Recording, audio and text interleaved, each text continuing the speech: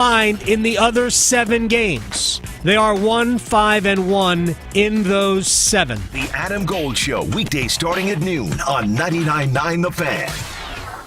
Shamrock. Everybody's Irish at Hibernian Pub's St. Patrick's Day celebrations. This year, there's double the Irish with 2 parties. Come out for a wee drum. Saturday, March 15th, Hibernian takes over Glenwood South from noon till 9 with live music, Irish dancers, bagpipers, and great food and drinks to celebrate all day. Then Monday, March 17th, there's a live DJ party on North Street next to Hibernian Pub on Glenwood from noon to 9.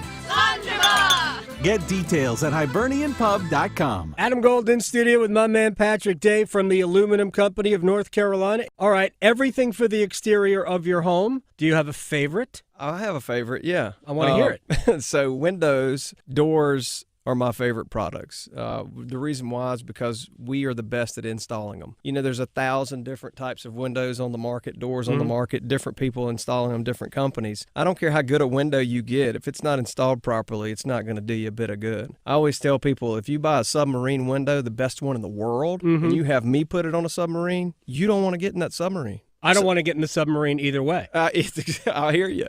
So anyway, so that's the thing I say. So it's really important that you have things installed properly. We've been around since 1961. We've got a 4.9 out of 5-star Google review ratings, over 800 reviews. Give us a call. We'll come out and give you a free no-obligation estimate. It's the Aluminum Company of North Carolina. You can find them online at aluminumcompany.com. Okay, I have to tell you, I was just looking on eBay where I go for all kinds of things I love, and there it was. That hologram trading card. One of the rarest, the last one I needed for my set. Shiny like the designer handbag of my dreams. One of a kind. eBay had it, and now everyone's asking, ooh, where'd you get your windshield wipers? eBay has all the parts that fit my car. No more annoying, just beautiful. Whatever you love, find it on eBay. eBay. Things people love. Joe Montana here. In my football days, I knew the importance of a strong defense. Now I'm sharing how you can help defend your health against pneumococcal pneumonia and invasive pneumococcal disease. Are you 50 or older like me? The CDC now recommends vaccination against pneumococcal disease. Even if you're healthy, your age puts you at increased risk and over 6 times greater risk of hospitalization with pneumococcal pneumonia than adults under 50. Schedule your appointment today at vaxassist.com. Sponsored by Pfizer. Your old or broken phone can let you down when you need it most. Perfect. But at Verizon, trade in any old phone from our top brands and get the most for it, up to $2,000 in value, for an amazing new iPhone 16 Pro with Apple Intelligence and a new line on My Plan, and iPad and Apple Watch Series 10. That's like a 3-for-1. And you can get it on any plan. At Verizon, trade in your old phone for a brand new iPhone 16 Pro, iPad, and Apple Watch. The other guys won't give you that. Visit Verizon.com today. Additional terms apply. Service plan required for Apple Watch and iPad. Up to $2,000 value based on iPhone, iPad, and Apple Watch. My name is Luis Fonsi. No one should face Alzheimer's or other dementias alone. Resources are available at alz.org and by calling the Alzheimer's Association's 24/7 free hotline at 800-272-3900. This hour of Buzz Sports Radio is powered by Ritchie Law Firm, injury lawyers. Ritchie Law is on top of it. Go to ritchielaw.com. That's ritchielaw.com. They score! For your free online visit, hims.com/J. Your home for Duke basketball. WCMC HD2 HD3 Holly Springs, WDNC AM Durham, and WCLY AM Raleigh. The Buzz. Studio One on the campus of the worldwide headquarters of ESPN. And from Studio Q in Las Vegas, Nevada. This is Joe and Q on ESPN Radio and on the ESPN app. Cleveland Browns defensive end Myles Garrett is asking to be traded. It's not the first for us. It probably won't be the last. It's not the first across the league. But we appreciate Myles. And like I said, we're not interested in moving him. This is not a surprise to the Browns. The Browns knew about his unhappiness. And I think that they are dug in and entrenched in their stance that they're not going to trade Myles Garrett. Players like this simply are not available for trade. So if you actually were to be, I think every team would be on the phone. And I love myself. I found out about Myles Garrett requesting a trade from the Cleveland Browns. That was the week leading up to Super Bowl 59. Since then, the GM Andrew Berry has said thanks but no thanks, not interested.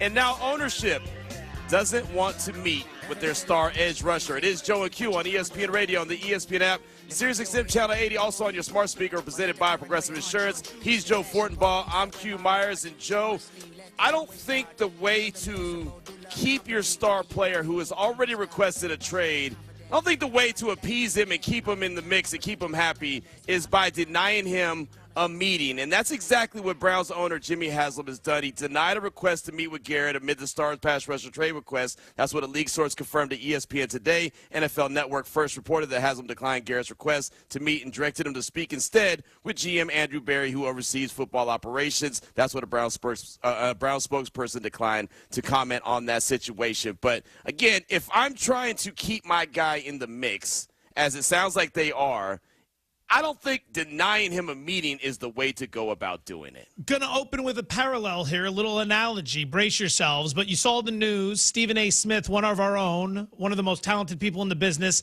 News came down last night that he has agreed to a new contract extension with ESPN. 5 years, whole lot of money. That's not for us to get into. But the point is, Stephen A. is back at ESPN. ESPN is continuing on in the Stephen A. business. If Stephen A. didn't like the way this business was run or didn't like the way he was treated, he would have gone elsewhere. If ESPN didn't like what they were getting from Stephen A. Smith, they wouldn't have negotiated a deal with him. Right. The thing is, the company loves him. He loves being at the company, and they worked out a deal. When you run a good business and you treat people fairly, I don't even have to go so far as to say treating people well. Right. Treating people fairly, you're going to be in business with those people for an extended period of time. Jimmy Haslam and the Cleveland Browns are a bad business. They do bad business. They treat people poorly. And as a result, they have situations like this they have to deal with. Myles Garrett is not in the third year of his rookie deal. Right. He's been around for 8 years. He's given you everything. In 8 years, he has watched your embarrassment of a franchise do very little in terms of make progress. Keep in mind, we're not talking about winning Super Bowls. We're not talking about competing for Super Bowls. Maybe we're talking about, Just getting playoff to success. the playoffs occasionally, and they can't do it, and they're highly dysfunctional. Right. And he's done with it, Q. And if the owner doesn't want to... Let's just, to start, let me give you my thoughts on... Well, we can play the music till let's get started, so we can actually officially convey thought to you, because I can't do it without that. That is, of course, a lie, and I'm out of call. Poor planning on my part. All right, let's kind of go through the Rantanen situation. We'll start from where we are right now. Last night, as I was turning in, I will not tell you what time that was. The latest was the Hurricanes and the Dallas Stars had reached the framework of a trade that would send Rantanen to Dallas for we don't know what, but it was contingent on Rantanen signing a contract extension to stay in Dallas.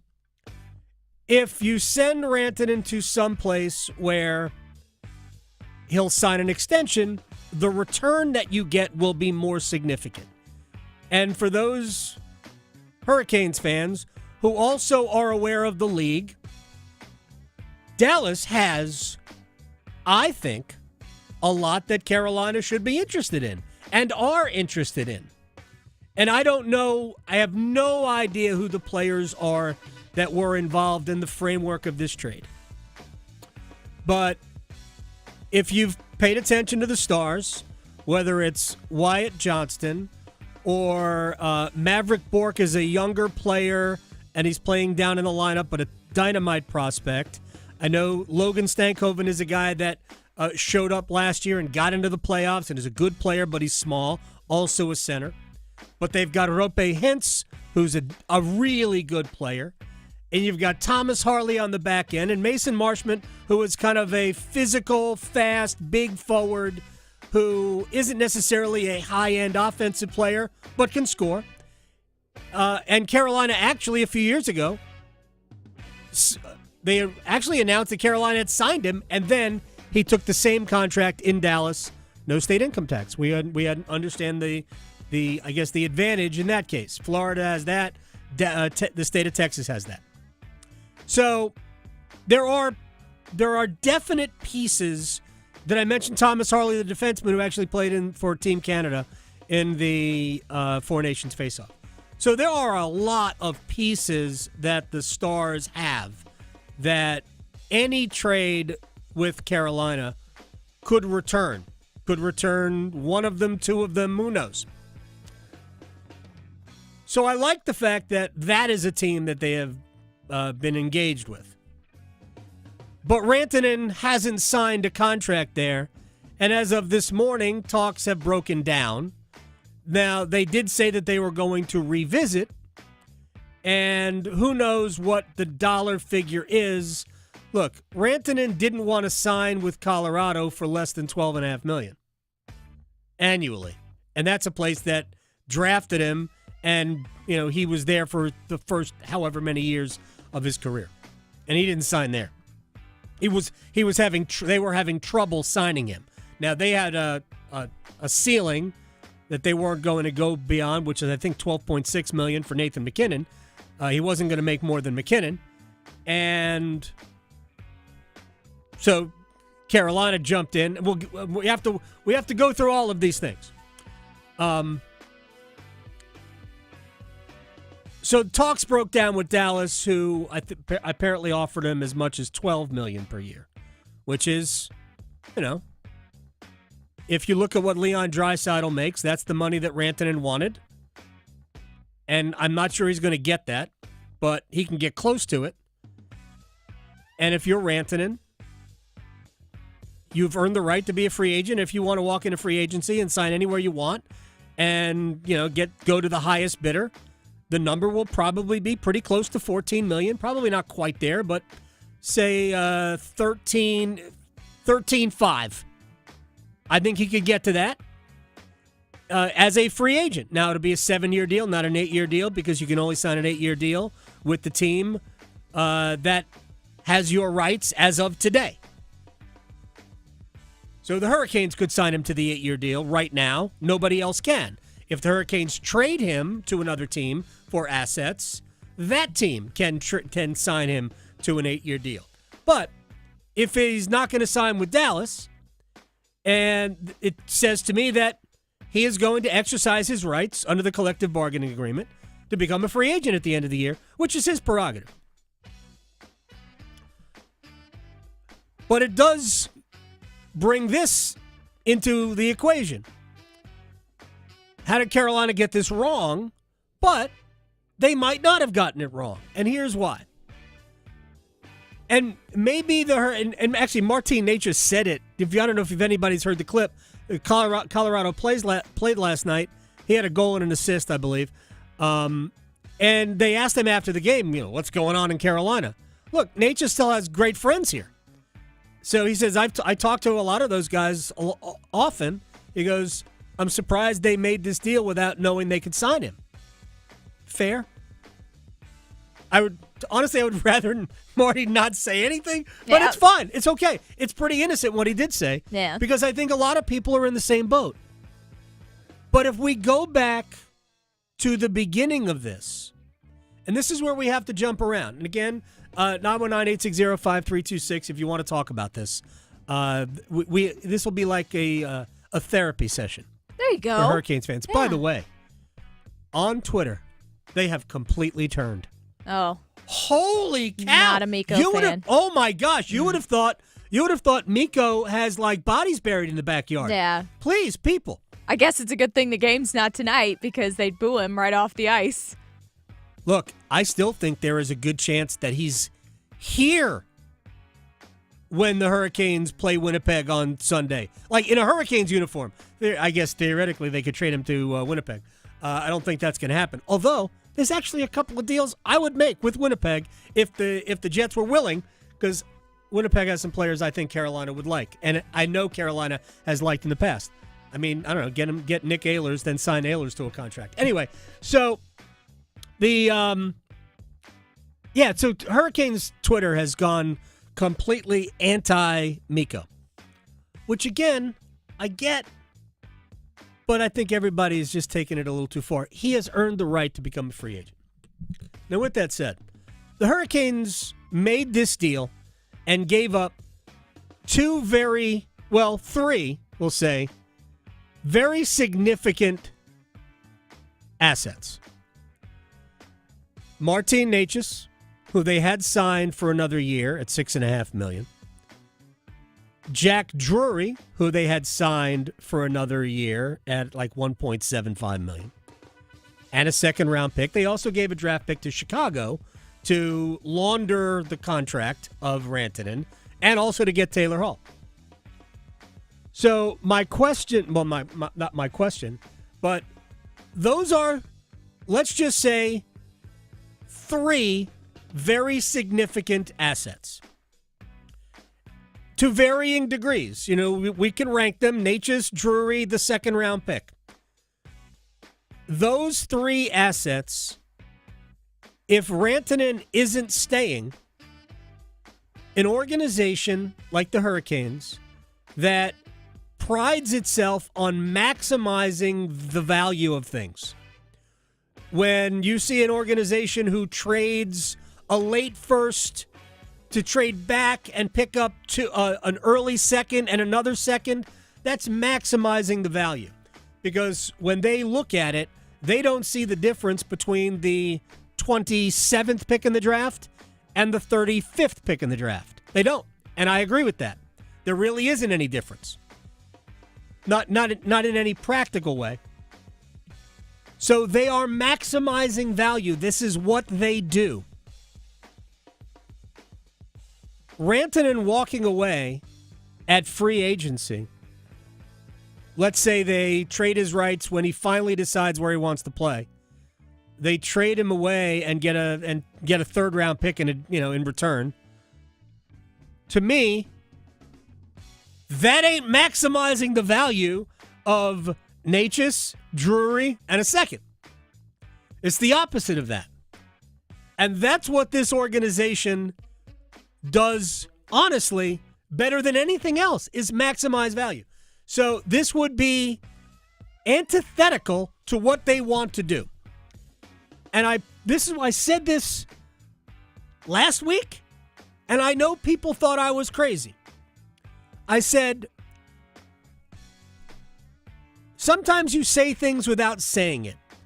All of these rumors were indicators that it was unlikely.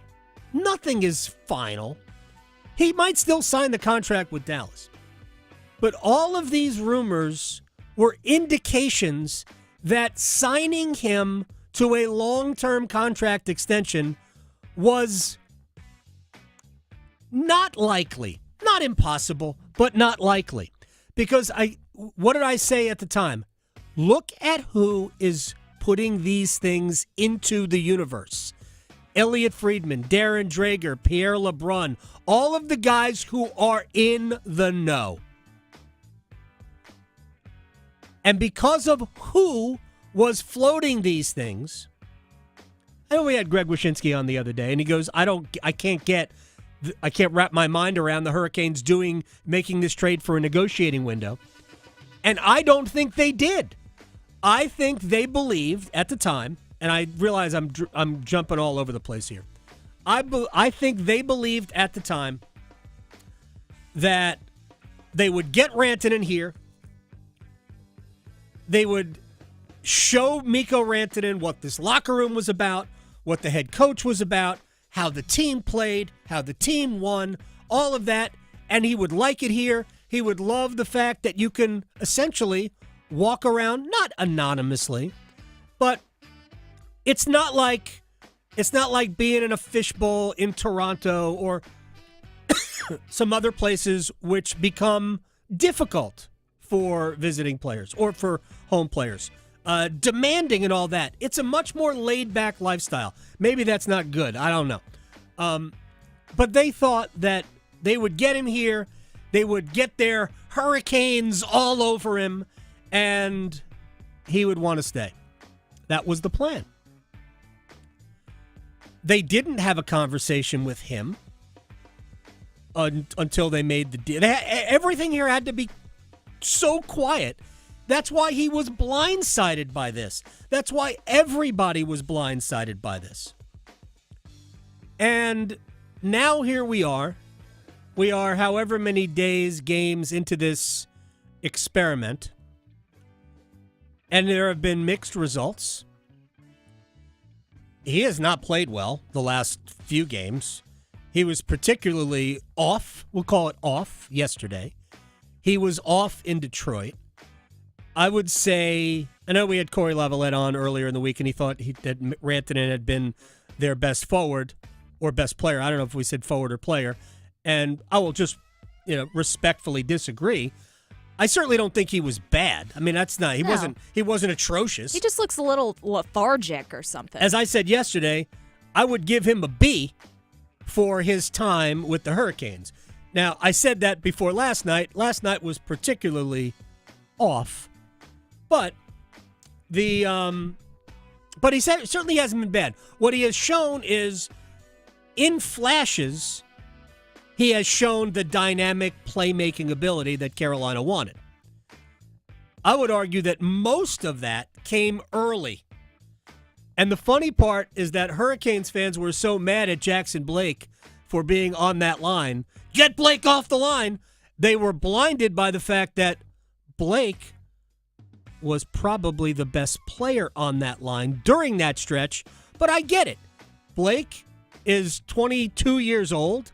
He's not yet ready to be a top line right wing. He's small. I understand. And, yeah. Right. And he does get knocked off the puck, but boy, does he make plays. Anyway, Rantanen and Blake were actually gelling pretty well. Yeah.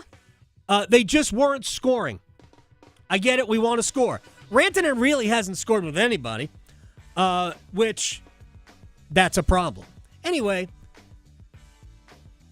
we saw flashes of what Mikko is good at and capable of, but we haven't seen, honestly, dominance. We haven't seen Rantanen be Rantanen as a Hurricane. In fact, he was the number one star of the game, I think, twice, right? Because of points. He had a goal and an assist in one game. It was Whalers night. He had a goal and an assist.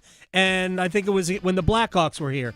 He had a goal and an assist. And he was the number one star in both games. And I get why they do the stars the way they did. Like last night, anybody that watched the game, any Hurricanes fans, we all know who was the best player. Pyotr Kochetkov last night.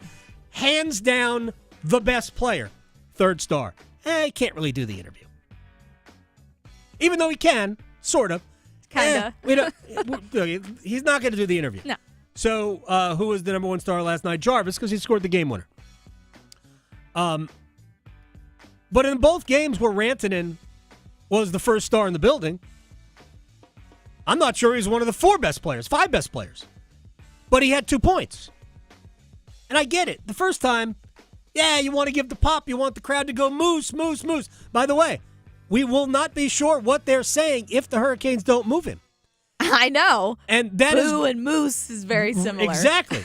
So, look, the Hurricanes are in a very difficult spot because you could make the argument that if this does not produce something, if Rantanen will not agree to a contract with Dallas, and you could still make the deal, you'll get less.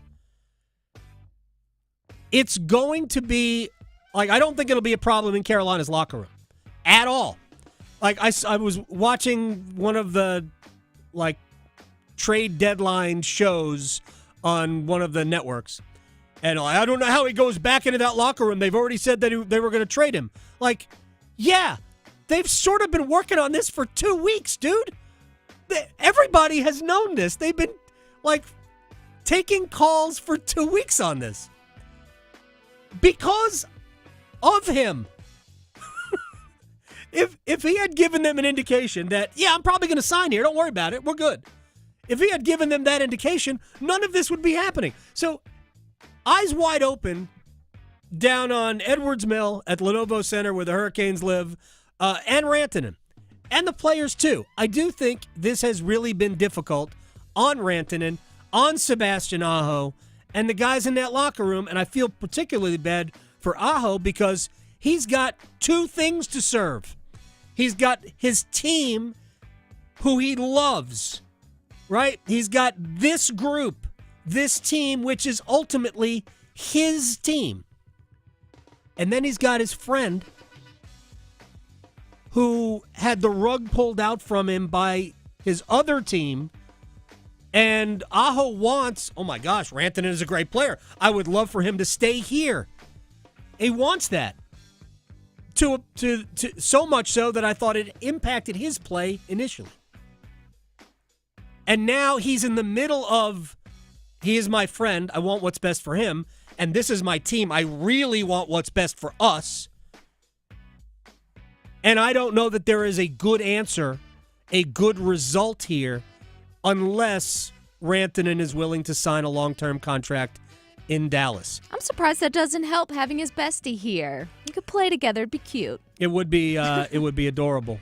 The bigger problem here is that, I'm going to say this out loud, is there anything that we have seen for however many games that you would want to spend $13 million a year on? Unfortunately, no. That's my opinion. I wouldn't. I like what Mikko Rantanen represents, but what Mikko Rantanen represents and Mikko Rantanen might be two different things. So, I don't know the way out of this for the Hurricanes. Honestly, I still think that there is a good chance that Rantanen is here, wearing number 96 for the Hurricanes on Sunday night against Winnipeg. And we're going to play the last 19 games, do the best we can, and maybe make a run in the playoffs. That's on the table, folks. I mean, the Hurricanes could legitimately end up without too much trouble. I'm not going to say it's going to be easy, but they could end up in the Eastern Conference Finals. Status quo. Rantanen with Aho and Jarvis for, 20 minutes a game in the playoffs, and everything in place the way it is, especially if they get the goaltending that they have gotten the last 3 games, because Kochetkov twice and Anderson once. That's been really good. So they could get to the Eastern Conference Finals, and I think most people would be cool. And then you'll flip him before, he and who knows, maybe that run changes the dynamics of these conversations. I don't know. But I still think there's a half chance that he's here, in which case fans are going to have to get along. It's going to be interesting. Fascinating Sunday if Rantanen is still with the Hurricanes. Very interested in that. I'm going to say don't start him. Yeah. Don't put him in. Don't start him. Safe that way. Like it is safe that way, and then just hope on his first shift he scores a goal. Right. Yeah. And everybody falls in love again. Mm-hmm. Take him to go get some barbecue. Call it a day. This is not a great situation. I will say this real quick about Eric Tulsky, the general manager who engineered the trade. And yes, Tom Dundon is involved in everything. I applaud him for taking the swing at Rantanen. But this particular element of the scenario, this is, I think, the biggest tell about where Eric Tulsky is as a general manager. And I'm not saying if they can't do anything good out of this situation that he is a failure. No. He's a first-year GM. So this is where maybe the Don Waddell factor matters. Anyway, we got a break. Luke DeCock, if he's not disgusted with all of this, is going to join. We could talk about 2 different things with Luke. We could talk about the basketball game, and we could talk about Mikko Rantanen. I know where we're going to start. Luke DeCock of the N&O next. Talking sports, dropping truth. The Adam Gold Show on the North Carolina Sports Network. Move your sports day forward. So understand in the job interview with Dave Canales, he loves a good backstory. So if you want to be his friend, get this. If he asks you the sky is blue, tell him it's blue, but it's Carolina blue. And it was the blue sky that you saw when you were flying kites with your aunt after your favorite goldfish died. There you go. Top 10 pick. Get set up. Join Next Up with Paul Ihander. Mornings at 9 on 99.9 The Fan, the Triangle Sports Leader. Bravo, Brenda. You've always been a saver. Price matching your price matches. The self-proclaimed queen of extreme couponing. But this time, you've truly outdone yourself. By saving for this electric vehicle, you're locking in up to $1,000 a year in fuel and maintenance savings, which will leave you saying, cha-ching, every time you unplug. Good for your wallet, great for the planet. That's the power of EV. Sponsored by the NC Clean Energy Technology Center and the North Carolina Association of Broadcasters in cooperation with this station. All of us have a role to play in promoting a mental health friendly workplace. So what can I do to help? As a CEO, I can set the tone for a supportive culture. As a manager, I can offer assistance and accommodations. As a coworker, I can be a source of support. As someone with a mental health condition, I can ask for what I need to perform my best. What can I do? What can I do? I can remind others that none of us are alone. And that we all benefit from workplaces that promote good mental health. Learn more at whatcanyoudocampaign.org. Which of us, detective, do you suspect is the millionaire? The evidence is everywhere. Your diamond necklace, Monty's new yacht, and the butler's new convertible. Admit it, you're all Maximilian scratch-off winners. Of course we are. With 25 prizes of $1 million, you could be too.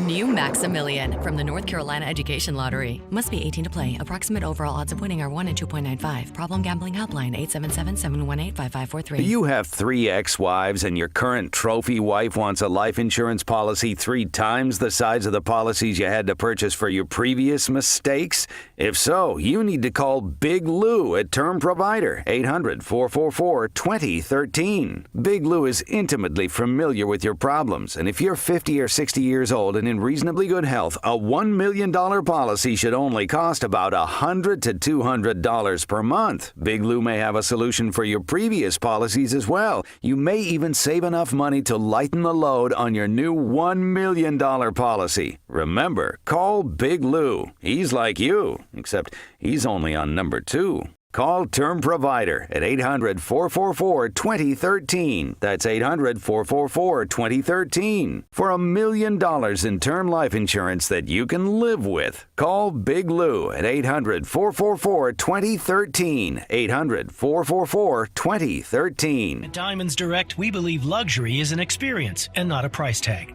Luxury is expert guidance. It's the selection of 10 jewelry stores under one roof. It's saving time on endless comparison shopping, and you'll only find this experience at Diamonds Direct.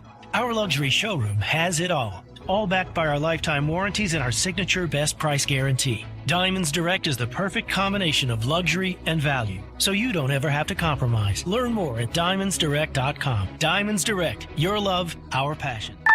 Things are just better when you switch to Cricket. The sun shines a little brighter.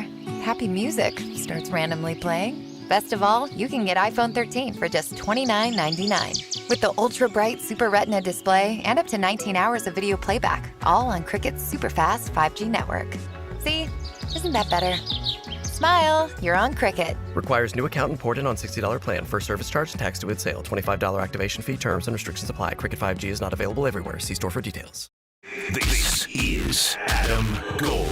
Frankly, I'm not sure that there is a sport that we could theoretically even put in the Olympics that isn't. I said bowling. Yeah, maybe. I wouldn't be surprised.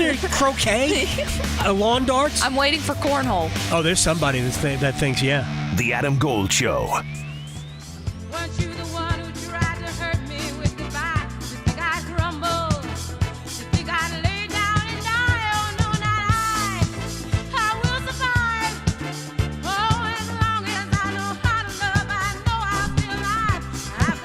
It's the Adam Gold Show. Oh, yeah. Hey, this was an anthem. I know. I should just play this all day today. So you could bump with it every break. It wouldn't matter. That'd be fine. I know. I will point out that as somebody who did grow up in at a time where my folks split. Yes. Okay. My mother played this on a loop. Oh, yeah. In our house. So it's like, another no joke. memories. Gloria Gaynor, yeah. On a loop. All right, song, real quick from Elliot Friedman, and then we're going to welcome in our friend Luke DeCock. Just tweeted out a minute ago, Mikko Rantanen and the Dallas Stars are closing in on an extension, 8 years, $12 million annual. Thinks he'll get that will get the deal done. Once that is done, we'll find out what the Hurricanes were to get. Luke DeCock of the News and Observer is joining us here on the Adam Gold Show. He might just hang up. I don't know. How are you doing today, sir? Anything going on in your world? No, I'm good. I'm excited about a big basketball game tomorrow, and if the Hurricanes can wash their hands of Mikko Rantanen today, what a huge win that would be for them. See, you are, and I don't blame you, and I don't blame fans for being mad. It is hysterical. Yesterday, maybe 2 days ago, everybody still was in love. Today, they are absolutely throwing him out with the trash. Well, no, I get it. I don't think it's emotional. If a guy doesn't want to be here, what's the point of hanging on to him for 3 months to submarine your season? Guy doesn't want to be here. It's his decision. That's fine. Yeah. You wash your hands and move on. It's not. No one's, there's no reason to be angry at the guy. I think I think it would have been a mistake for him to turn down Dallas, because then I don't know where he thinks he's going to end up. But if he thinks he's going to be more comfortable in Dallas and making less money, he probably should have taken what Colorado would have given him and stayed there. But he thought he had to go chase the money, and he gets traded to Carolina and, doesn't want to be there. And whatever, you take what you can get and move on. My suspicion would be, and this is complete speculation, the Hurricanes tried to sign Mason Marchment way back when. That's a guy who would be a good fit for them on the wing. He's a little older. He's 29, but that's a guy who, if I were going to be doing a sign and trade for Mikko Rantanen, I'd want a big return, and I'd want him to be part of the deal. So we'll see. But who else would be part of that deal from Dallas? Because I got to say that if it's Mason Marchment, something else of significance has to be part of it. Yeah, no, especially if it's an 8-year sign and trade. That's going to be the interesting part, because, Dallas as a contender, there's not a lot of other pieces that naturally suggest themselves to be part of a trade like this. So it's going to be interesting what Tom Dundon and Eric Tulsky came up with. But by the same token, I think the Hurricanes were to a certain extent running out of leverage here, because it was pretty clear, especially after last night, that Mikko Rantanen was not going to work here. Yeah. Whether it was hockey or his personality or him being unable to accept the fact that Colorado had traded him, the fit was not here. And it didn't matter if he was playing with Sebastian Aho, and maybe down the road we'll say that, just like Jake Gensel had inflated numbers because of Sidney Crosby, Mikko Rantanen had inflated numbers because of Nathan McKinnon. I don't think that's the case. I think he's a talented player who can do things on his own, but he didn't do them here, right? No. This guy was on a 12-goal pace. He was clearly unhappy. Rod Brindamore admitted as much last night that we never saw the best of him because he was never able to get over the trade. At that point, you got to take what you can get and move on. And I think, you're going to see, my guess is this is going to be addition by subtraction for the Hurricanes, that having this not hanging over their heads and not having to wonder why this guy doesn't want to play with them is going to be a tonic for everyone else on the roster. And you were going to get rid of Martin Necas at some point. So this is how it went down, and that's fine. You took a swing. It didn't work. Clearly there was some bad information in there that Rantanen would be willing to sign with Carolina, and I'm sure that'll all get leaked out over the next couple of days. Whether he changed his mind and reneged or his agent had bad advice, doesn't matter. This is how that one went. You do what you can, you move on. I think it's much better for the Hurricanes if they can close this deal with Dallas than limp through the next few months with a guy who doesn't want to be here. Now you regroup and try to win a Stanley Cup without him. I agree about Mason Marchment. But does one of those three players, the either Wyatt Johnston or Rope Hintz or maybe Thomas Harley, have to be a part of this to really make this work? I mean, I think if one of those three guys is in the deal, then you can claim a pretty big W. That you've sort of turned Marty Necas and Jack Drury into that via Mikko Rantanen. But I just don't know in the 2.5 hours. I'm not sure Dallas would want to do that, right? Right, 2.5 hours before the deadline. Does that make Dallas a better team over the next 7 years, giving up one of those guys? I don't know if that makes sense for Dallas. Then the question becomes, as I was saying, 2.5 hours before the deadline, how much leverage did the Hurricanes really have? Because it became pretty clear over the last 24, 48 hours that they had to move him. And quite frankly, I'm still shocked he played last night, because I think you protect yourself better by holding him out than you do by playing him. If it's clear, and to me it was becoming increasingly clear that you were going to have to move him anyway, because it just wasn't working here. And poor Sebastian Aho last night. And I'm the one who asked him, your name's not in trade rumors, but this is a close friend of yours, and the whole team is kind of held hostage by this.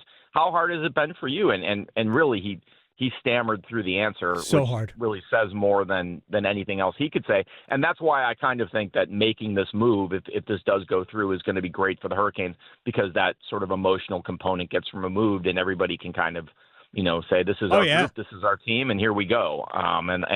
Look, they haven't played very well since the trade. Mikko Rantanen didn't play very well since the trade. It did not have a beneficial effect on the team, in part because they could tell that Rantanen was not committed to the project. So you remove a guy like that, maybe things get better. And look, let's be fair to Mikko Rantanen here too. Although I think he's mishandled things, and something went haywire clearly along the way. This was a guy who was clearly shaken up by the trade, who did not have a great introduction to Carolina. The team's playing poorly. They're on the road. Everybody's sick. Then the Four Nations. Then you come back. You struggle out of the gate. It's easy to understand this guy didn't get to spend a lot of time in the town. The team wasn't playing great. He did not come here and get off. It wasn't like he walked in and scored 3 goals and there was great chemistry and everything's going great. It was a 12-goal. He was on a 12-goal pace. That's not consistent with his career, so it's easy to understand why he might have had misgivings about signing here. So all that said, you make the best you can of a bad situation. They took a big swing for a superstar. It didn't work out. If they can get good players from Dallas in this deal, then great. Then things worked out fine for them in the end. If they can't, if they've got a player or two in there who can help them this year, then to me, at this point, that's fine too. You take what you can get at this point and you move on. Let me throw this at you. Luke DeCock of the News and Observer is joining us here on the Adam Gold Show. It's just there are so many moving parts to this. Are we judging Eric Tulsky on the result of this? It's a tough one, because, if you take a step back and say, you made a deal for this guy, you couldn't sign him. And then, I think you will. Here's what I think you judge Eric Tulsky on. I think they made that deal.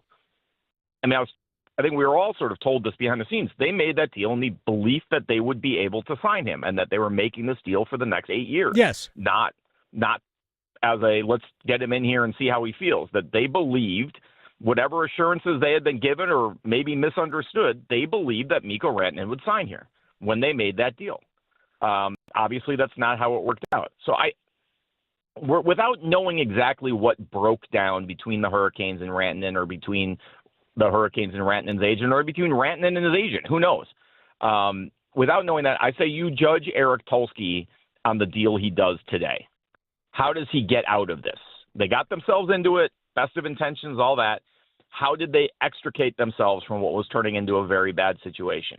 And if the team goes on to win 8 of its next 9 or 11 of its next 12, regardless of who comes in from Dallas, if that deal indeed does go through, then you'll say, they made the right decision getting out of that situation. And I think that's how we're going to judge this going forward. I don't think you can judge this yet, because I think you have to see. We have to see the return is, right. We have to see what the return is. And we have to see how they play without him, because I really do think the uncertainty of this situation was weighing on this team both before and after the Four Nations. Certainly it's been weighing on Sebastian Aho, and, he did not add a lot to a power play that's really struggled since they lost Martin Necas's zone injuries. So, and was struggling before that, to be fair, but that's a huge component of it. So I think it's going to take some time for the dust to settle here and really sort of assess, are the Hurricanes a better team on March 20th than they were on January 20th. Luke DeCock of the News and Observer is here on the Adam Gold Show. Last issue, if you will. I guess we're not going to talk basketball. I'll talk basketball next hour. If you look at the Metropolitan Division side of the Eastern Conference playoffs, I mean, they could get to the Eastern Conference Finals. I'm not sure anybody thinks that the Devils are great. And, heck, the Devils might not even be Carolina's opponent the way they're playing. It might be Columbus, although Columbus has lost 2 in a row. The Rangers are coming, but the Rangers just lost to Washington. So I'm not sure. The Rangers haven't been good all year long. I'm not sure. And Washington's time is coming. Like, there's no way they can sustain this. Right. So, I mean, the Hurricanes could win 2 rounds of the playoffs with Rantanen or not. They could win two rounds of the playoffs. So, yeah, this season could end up where many seasons have ended up, or at least 2, in the Eastern Conference Finals, and then you're going up against the behemoth. But, you know, there should be a behemoth in the Eastern Conference Finals.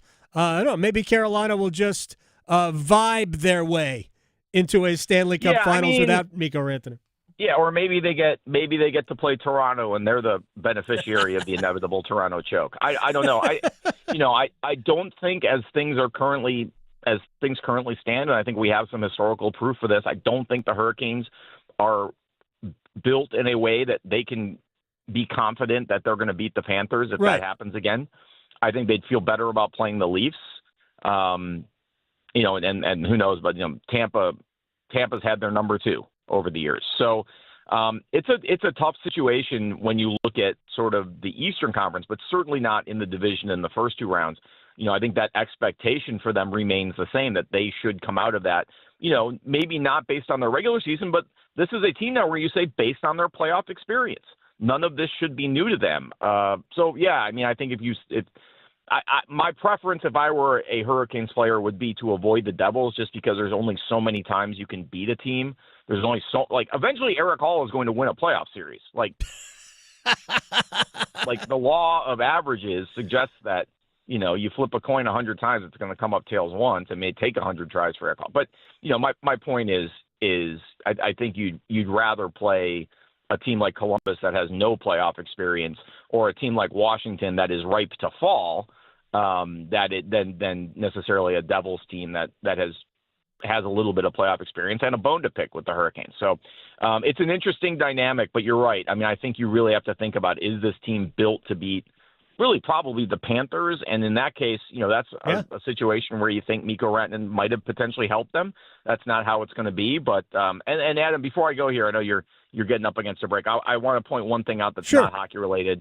Yesterday, the NNO, in conjunction with members of the Triangle Media, we give out the Carlton Tudor Award in honor of our late columnist to the basketball player in the Triangle who's most cooperative with the media. This year's winner was R.J. Davis. He's been great over his career, and good times and bad. A lot of mutual respect there. So I just wanted to make sure that your listeners were aware of that. Obviously, the story's on our website now, but we congratulations to R.J. Davis and our appreciation for five long years at times of fruitful discussions with the Triangle Media Corps. Good for him. Thanks for bringing that up. Give me a pick tomorrow. I'm going to take Duke. I just think Duke is a wrecking machine. As I wrote today, their postseason starts now. They don't want to show any weakness. They don't want to let that little hint of what happened in 2022 enter. They've been beating people by 20, 30 points. They need to go into the Smith Center, do it again, and carry that momentum into a postseason where they're expected to win 9 in a row. I agree. I think this game matters as much or more to Duke than it does to North Carolina. I think next week matters to Duke. I think they are here to collect silverware. While they're not going to collect silverware, I do want to give your Everton side some props for righting the ship with David Moyes. No worries about relegation. Good for Everton. Thank you. Yes, management matters. Yeah, it does. Coaching matters. It absolutely does. All right, man. I'll see you. Maybe I'll see you Sunday at the unveiling of whatever that is coming up against the Jets. All right. Thanks, man. Appreciate it. Luke DeCock here from the News and Observer. All right. So we haven't seen the particulars of the deal yet. We'll come back and we'll talk about it. Looks like Rantanen will, in fact, agree to an extension with Dallas, which is in the neighborhood of $12 million annually. Remember, in the state of Texas, there is no state income tax, which benefits them, benefits Florida. So whether you're signing with the Lightning or the Panthers, maybe we should move the Hurricanes to, I don't know, Pensacola. I was going to say, it sounds very familiar. So anyway, as soon as we get particulars of that deal, we'll pass it along. One-timers is next. Making more sports sense than social media trolls. The Adam Gold Show on the North Carolina Sports Network. Hey, it's Adam Gold from my friends at FanDuel, America's #1 sports book, and we are exiting the shortest month of the year for March. And you know what that means. College basketball. And right now, new customers on FanDuel can get $150 in bonus bets when your first $5 bet wins. That's right, $150 of their money to use as you see fit. As long as you win your first $5 bet, time for you new customers to join in. FanDuel.com/AGS. FanDuel.com/AGS. Get in on all the college hoops action before March takes over. FanDuel, 21 and over and present in North Carolina. First online real money wager only. $5 first deposit required. Bonuses issued as non-withdrawable bonus bets, which expire 7 days after receipt. Restrictions apply. See terms at sportsbook.fanduel.com. Gambling problem? Call 877-718-5543 or visit morethanagame.nc.gov. Did you know? Along with keeping their local communities powered, public power line workers are part of a mutual aid network spanning the state and country. Public power crews help their neighbors when natural disasters damage electric systems. And that mutual aid network is one of the reasons public power has the highest reliability rating among energy providers, forming a camaraderie among line workers that's second to none. Interested in joining public power? Learn more about careers at electricities.com. From the mountains to the coast, there is tremendous pride in North Carolina agriculture. NC Forever Farms is a program recognizing family farms that are protecting precious working lands vital to the future of agriculture. Through permanent agricultural conservation easements, these NC Forever Farms will always be protected from development. Learn more about preserving family farms through the Farmland Preservation Division of the North Carolina Department of Agriculture and Consumer Services by visiting ncadfp.org.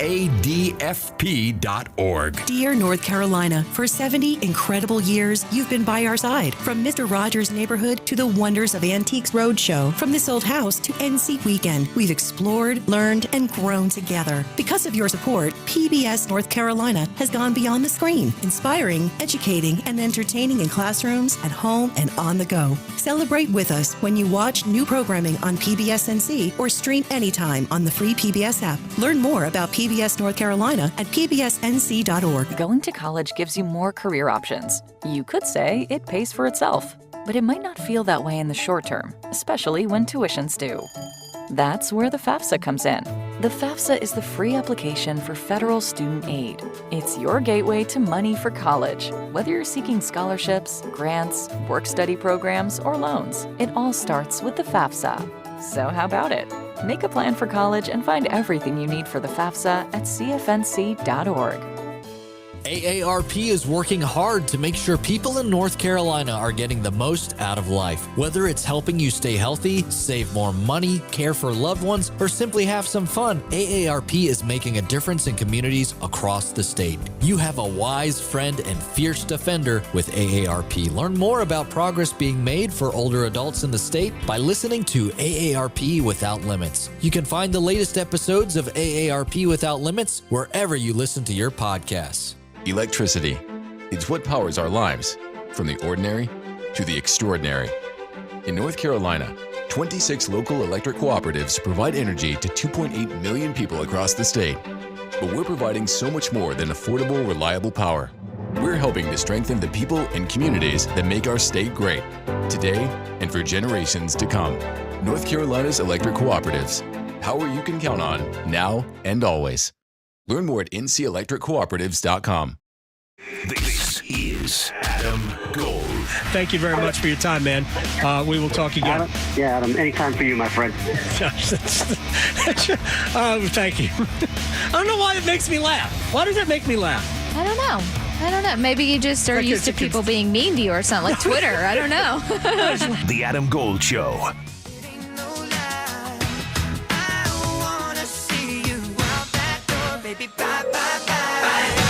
The Adam Gold Show, I'm Adam Gold. We'll talk basketball next hour a little bit. Maybe we'll get the results of the trade. If, in fact, Rantanen does agree to the contract extension. I mean, anything could happen. Like, all we have right now is Elliot Friedman saying they are closing in on an agreement. I mean, I was closing in on getting under 180 pounds at one point. Didn't quite happen. So, food's delicious. Just exactly. Mm-hmm. Just saying. All right, so we'll get to that when we can. Right now, one-timers.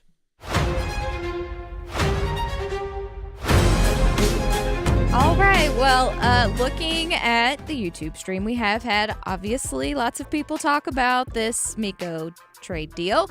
And something from Matthew, if the Mikko deal does involve Dallas, which it looks like it will, who do you think would be coming our way and why? I have no idea. I listed I think Dallas has roughly 6, I think,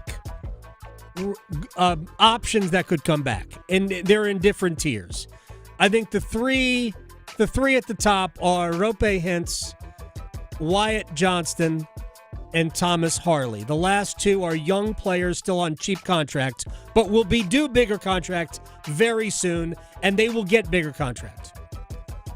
Rope Hintz already has a substantial deal, which is, I think, in the $8.5 million range. And he's a center. He's a lefty, but you'd deal with it because he's a really good player. So if any one of those 3 are the signature of that deal, it's a great deal. But my feeling is it won't be one of those 3 because you also have to look at this from the other side. And Dallas is pursuing a Stanley Cup, and they probably don't want to trade one of those players for even for Rantanen.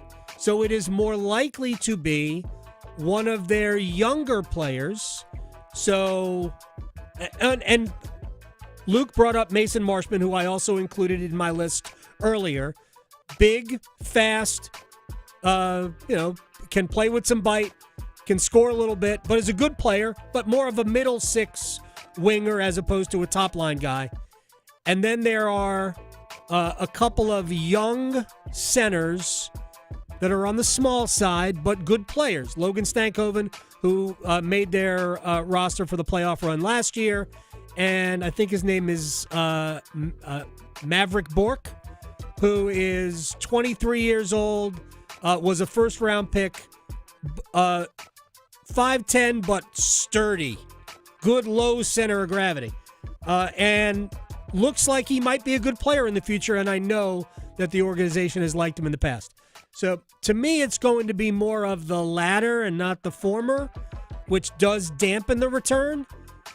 But what are the alternatives? And I think you also have to include that in your equation and your evaluation of how this whole thing plays out. I think if they get a couple of those pieces and maybe a draft pick, I think you go, all right, it's not terrible. It's not what you gave up, but it's not terrible. Okay, well, along the same lines, someone kind of in a roundabout way is basically asking if there was a way that the Canes could have talked to Mikko's camp beforehand to just kind of get a feel of whether he'd be interested in coming and staying here. All right, say that again because I apologize. One more time. So someone on YouTube is asking, basically in a nutshell, if the Canes had any way of talking with Mikko's camp beforehand. No, they weren't allowed. Yeah. Weren't allowed. But obviously they must have had some intel that led them to believe that they'd be able to sign him. Or, as I said before, even if you go into it, with we know it's a long shot, you think your culture is good enough, strong enough to win. And I think even if they didn't have intel, I would support it based on that alone. questioning goalie interference calls since day one. The Adam Gold Show on the North Carolina Sports Network. Evan, Canty, and Michelle are unsportsmanlike. It's clear that Luka has breathed new life into this Lakers franchise, and LeBron James has been energized by it. And guys, starting to get my hopes up. Oh, no. Starting to get my hopes up. I'm starting to believe. I'm now at the place where I expect a deep playoff run, where I expect the Lakers to be in the championship rounds. Mornings from 6 to 9 on 99.9 The Fan, the Triangle Sports Leader. Hear that? That's the sound of digital instants from the North Carolina Education Lottery. With instant wins, progressive jackpots, and bonus games right from your phone. It's nonstop chances to win like you've never seen or heard before. Oh, yeah! Big money! Visit nclottery.com to get in on the action. Must be 18 to play. See prize and odds charts at nclottery.com/digital-instants for details. Problem gambling helpline 877-718-5543. Hey, daydreamer. Did we catch you thinking about your dreams? With Wells Fargo Premier, a team can help you plan for them. So let's imagine your biggest dream. Not the easy one, the one behind it. The one you work towards every day and every night. Can you see it? Then we can help you plan for it. Ready to start planning for your dreams? You can at wellsfargo.com/getpremier. Hey friends, Paul Ihander from 99.9 The Fan for FanDuel. And FanDuel, America's #1 sportsbook, is your home for NBA live betting. Even if you miss the first few minutes of the game or want to bet on a fourth quarter comeback, you can make your picks from the first whistle until the final buzzer. And you can combine your live bets into a same-game parlay for a shot at a bigger payout. However you want to play, now is the perfect time to join. New FanDuel customers get started with $150 in bonus bets if your first $5 bet wins.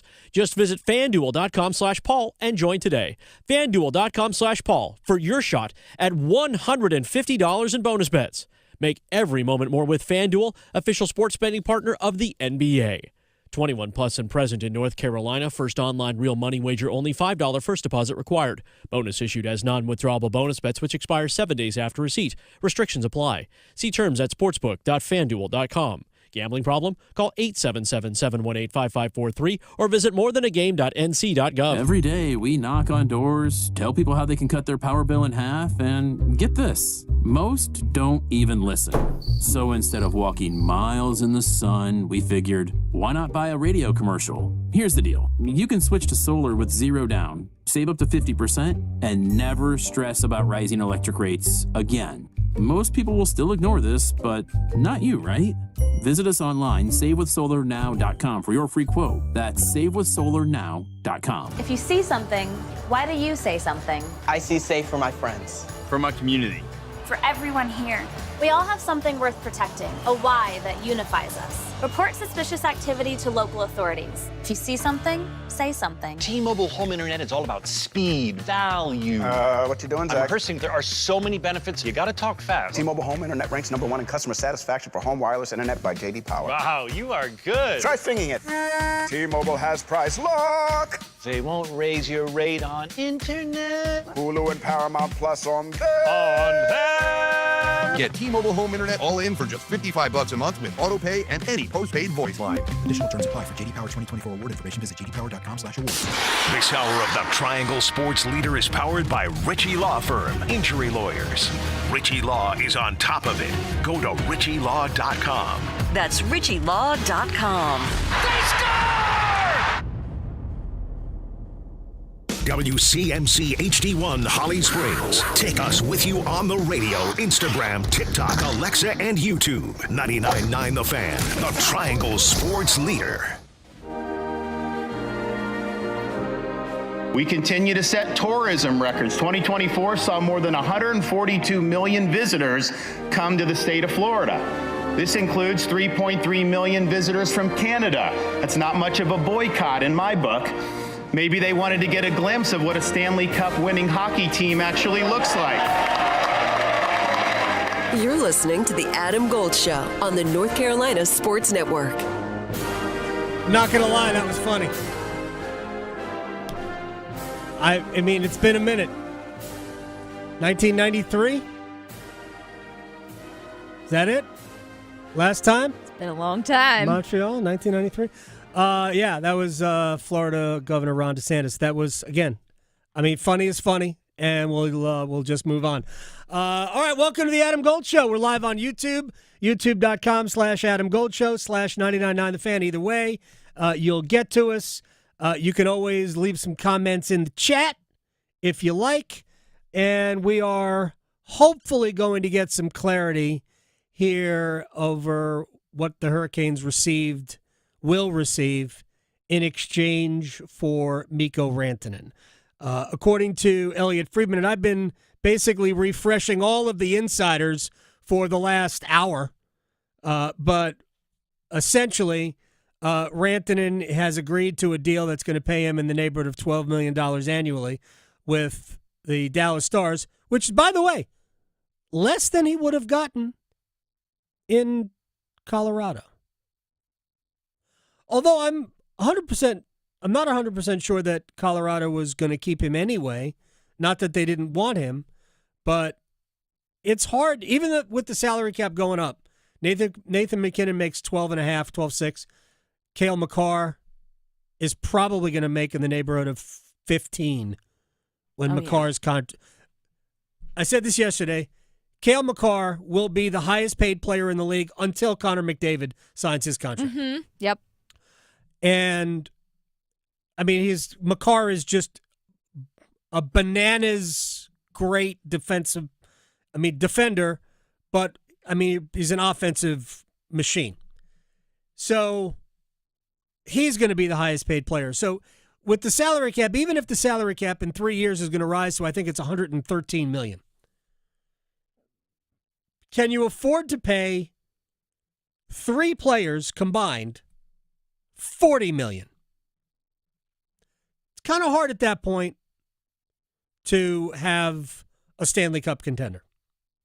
To have 3 players eating up that much of your salary cap. And it's possible. You just got to have a lot of young players and a lot of cheap players in the mix. So I don't know how it was going to work out with Colorado, but $12 million, less than what the Hurricanes offered him. But again, I will do this, and I've said this before. I will give Mikko Rantanen the grace of the trauma that came with being traded out of nowhere. So this is the difference between Jake Guentzel and Mikko Rantanen. It had been rumored for 2 months, 3 months, that Guentzel was going to be traded. And the Hurricanes were one of the teams where Jake Guentzel was likely to be traded. Right. And Sidney Crosby, who has a relationship with people in this organization and was good friends with Eric Stahl when they played together for Team Canada. And Crosby told him that you would love it in Carolina. Right? So there was no shock for Jake Guentzel when he got here. And BR Open Ice, Bleacher Report Open Ice, tweeted out a picture of Guentzel, Martin Necas, and Mikko Rantanen, just a picture of those 3. And my point is this. What was the point? Unless your point was, here is 3 pictures, 2 players who wanted to stay in North Carolina, and 1 who didn't. If that's your thing, and people think I'm crazy, and I promise you, Guentzel wanted to stay, was a mistake by the organization.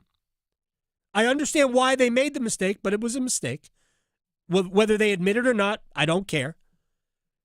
And Necas wanted to stay. He didn't want to leave.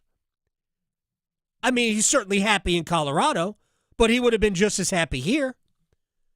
So 2 of those players wanted to stay, and 1 clearly didn't. And that's life. That's all it is life. Anyway, second look at the news of the day. Trade deadline's been everywhere, but let's get to some other things, shall we? Yes, Adam, we shall. All right, we got a big basketball game tomorrow. Is that too. There is a basketball game tomorrow. We briefly brought it up with Luke DeCock of the News and Observer. We will talk basketball with Mike DeCourcy coming up in about 15 minutes. Yay Basketball. We haven't even talked about the Hurricanes game last night. So, Hubert Davis, head coach, North Carolina, on the biggest difference he has seen in his team over the last several weeks. The consistency on both ends, just the consistency of doing the little things on the defensive end in terms of boxing out, rebounding, trying to defend without fouling, protecting the paint offensively, doing a better job taking care of the basketball, getting to the offensive glass, not taking bad shots, getting good shots, and I think that's contributed to us scoring really well of late. And so just the consistency of doing the things that allow you to be successful, I think we're doing them consistently well more. That's what I would think. Yeah, look, and we'll get into this with Mike DeCourcy. It is worth pointing out that Carolina, in their 6-game winning streak, hadn't beaten anybody good. That's just fair. That is the reality. Just like we're not sitting here talking about how, man, do you see what Duke did to Miami last night? Like, yeah, we talk about the performance like we did with North Carolina, but nobody is extolling Duke's virtues because they pummeled a bad team. And for the most part, North Carolina's 6-game winning streak has been built on really bad teams. Really bad. Only Florida State was inside the top 100 of the net, and they were like 90th at the time Carolina played them. I've talked about this with UNC before, and I want to hear from RJ Davis, who's going to play his last game at the Smith Center on Saturday. Carolina's 3 best wins all year. The UCLA win. Right now, I haven't looked at it this morning, but yesterday when I made these notes, UCLA was 26th in the NCAA's net rating. It's a good win. Their next best win is SMU at number 46. The game was at home. Their next best win was Pitt, 61st. That game was also at home. That's it. Only one of those teams is in the NCAA tournament, UCLA. SMU's not going. Pitt's not going. So I know that the team has played well of late. I know it. I'm encouraged by it. And I hope North Carolina can somehow manage to get into the NCAA tournament, because I think if they can get in, I think they can win some games. I do. Now, it might be a first 4 game. That's probably the best case scenario without winning the ACC tournament. Win your first 4 game, maybe win another, But nothing that they have done since their last loss, which was to Clemson, nothing they have done says they belong in the NCAA tournament. I'm just telling you that if they can get in, I like their chances to win a couple of games, because I do think they are good. But you have to earn your way in, and they haven't done that yet. So, and I don't think they're going to do it tomorrow. I hope. Look, if they beat Duke tomorrow, punch a ticket. I got no problem with that. But I don't think they're going to beat Duke tomorrow. What I'm hoping for them is that they go to the ACC tournament in Charlotte and win at least 2 games, maybe 3, and play their way in. But they might have to win 3 times to do it. That's my point about UNC. I think that is a fair statement. RJ Davis on his last game at the Smith Center. Excited, and I don't think I really put into perspective that this is actually my last time playing on the Smith Center floor. So, but I'm just excited because of the stretch that we've had so far, and then this is a huge momentum and confidence booster going into Saturday. So, but just excited because this will be my last time playing. I'll be a little bit emotional, I think, but that's the main thing right now. Yeah. I would think it is going to be emotional for RJ Davis, especially when you consider everything that's happened this year. It's been a bad year. He's starting to play better. Team is starting to play better. I think they'll carry it over at least to a certain point against Duke. I think the Blue Devils, and again, I keep bringing this up, and we'll talk about it with Mike DeCourcy. I think that Duke, and I've said this all week, they've moved beyond who they play. Now, in this game, it's rivalry time, so you can't eliminate that from the equation. But they are about playing to what they believe is the standard of their performance, because they are a legit national championship contender. If they play to that standard, I think it has a chance to get kind of messy in Chapel Hill. By the way, looks like it's a 12.5-point spread, and the total is, I think, 157.5. Give it, then. Yeah. Give it and over. Yes. Give it and over. Definitely over. Is what I would suggest. All right, let's get to the hockey game last night. This is not about Mikko Rantanen. We take a break from Mikko Rantanen. And here was the best thing that we saw last night. First of all, I would argue that Carolina's two best forwards are Sebastian Aho and Seth Jarvis. Each made great individual plays that led to goals. Aho anticipated a bad pass or recognized a bad pass while shorthanded, beat David Pastrnak to the puck, and scored a great shorthanded goal. Here's a game note for you.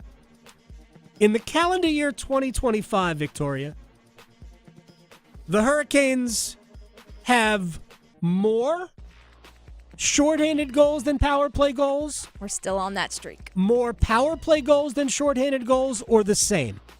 I would say more shorthanded goals. Actually, it's a tie. Oh, okay. They have 5 shorthanded goals in 70 times shorthanded. Wow. 71. I think it might be 71. No, I think it's 5 and but either way, it's 5 for 71 one way and 5 for 70 the other way. Right. It is almost identical. Wow. But I will say this. They're way more dangerous right now shorthanded than in the power play. Yeah, I joked with Rod Brindamore not that long ago. How about if you if the other team commits a penalty, you say, we want you to have the power play. We'll be shorthanded. Exactly. We're much better. Yeah. And he just looked at me and like, no, yeah. We're not doing this. Stop doing that. I'm not joking with you about this. It makes me mad. Yeah. But yes, they have been better shorthanded than if it works. Long-handed. So, so Aho scores shorthanded. Jarvis, who, granted, the play on which he scored the goal, it was a gift because Nikita Zadorov, the defenseman for the Bruins, was trying to clear the zone with the puck, and his stick broke, so the puck just drifted right to Jarvis, who buried the shot. Carolina wins the game. But if you saw the play leading up to that, Jarvis earned the break. All right, the harder you work, the more breaks you get. And last night, I thought Carolina, at least in those two individual moments, worked for their break. And the best part of last night was watching Pyotr Kochetkov play. Yeah. They needed a performance like that from Pyotr Kochetkov. I'm excited to see it. Love him. Good for him. Now it's about stacking these, not just him, but Anderson as well. Walt Ruff, who joins me, he writes for the Hurricanes website. And he joins me in the first intermission of every Hurricanes game. We were talking about it, and Ruff was like, nope, I want to alternate in the playoffs. I want to alternate in the playoffs. I would say that maybe Rod Brindamore would do that. I don't believe that is his philosophy, though. I think he would rather, this is our guy, but what I do believe a lesson has been learned from last year is that he won't put it all on one guy like he basically did a year ago. Put it all on Freddie Anderson. I think what we'll have is a defined number one, but with both guys playing. Yeah. So if that's, whoever the number one is, you get games 1 and 2, and then game 3 we're giving to the other guy, and then we'll see how it goes from there. I think it's going to be more along those lines. But anyway, Kochetkov was great. He was in just facing 16 shots against Calgary on Sunday. He was great, especially in the second period. Anderson was excellent in the win in Detroit. So now this is 3 games in a row where the Hurricanes can look and say, hey, look, our goaltending was instrumental in us winning. Yeah. Can you imagine? I mean, just think if we, a.k.a. the Canes, actually had that extra star player. How great would that be? Because look at them doing what they're doing now with all these gaps. Man. Be nice. It'd be great. It would be outstanding. All right, Mike DeCourcy of the Sporting News on Duke and a comparison to Gonzaga. I'm not talking about this year. I am talking about over like the last 2 decades. And the Duke UNC game. All of that. Mike DeCourcy joins us next. Talking sports so you don't have to pretend to know stuff. The Adam Gold Show on the North Carolina Sports Network. Listen for the... Oh, my goodness! Check in for the... Beautiful back cut and a 2-hand jam. Don't miss the... Race to the other end. Get ready for the show! What was that? A reverse pull-up! My goodness! Hubbard got hit, and he made the shot! You're home for the Final Four from San Antonio. Cooper got it to rattle home! 99.9 The Fan, the Triangle Sports Leader. From Carolina winters to our very sunny summers, as America's exterior remodeler, Window World is here to keep families across the Triangle comfortable year-round. If you need new windows, siding, doors, and more, look no further than your locally owned Window World, the Triangle's most trusted and America's largest exterior remodeler. A proud sponsor of the Canes, Window World will get your home looking great on the outside while saving on energy costs inside. Get in touch with them today and request a free quote. Window World of Raleigh and Fayetteville, improving homes, changing lives. So, you found the one and want to get married? Next step, you need the ring. And not just any ring, the perfect engagement sparkle that exemplifies your love. Bailey's Fine Jewelry is here to help. Our diamond experts, wide selection of high-quality diamonds, and financing make saying I do easy. We guarantee you'll love the ring or your money back. You're invited to see why Bailey's has been voted best place to buy your diamonds.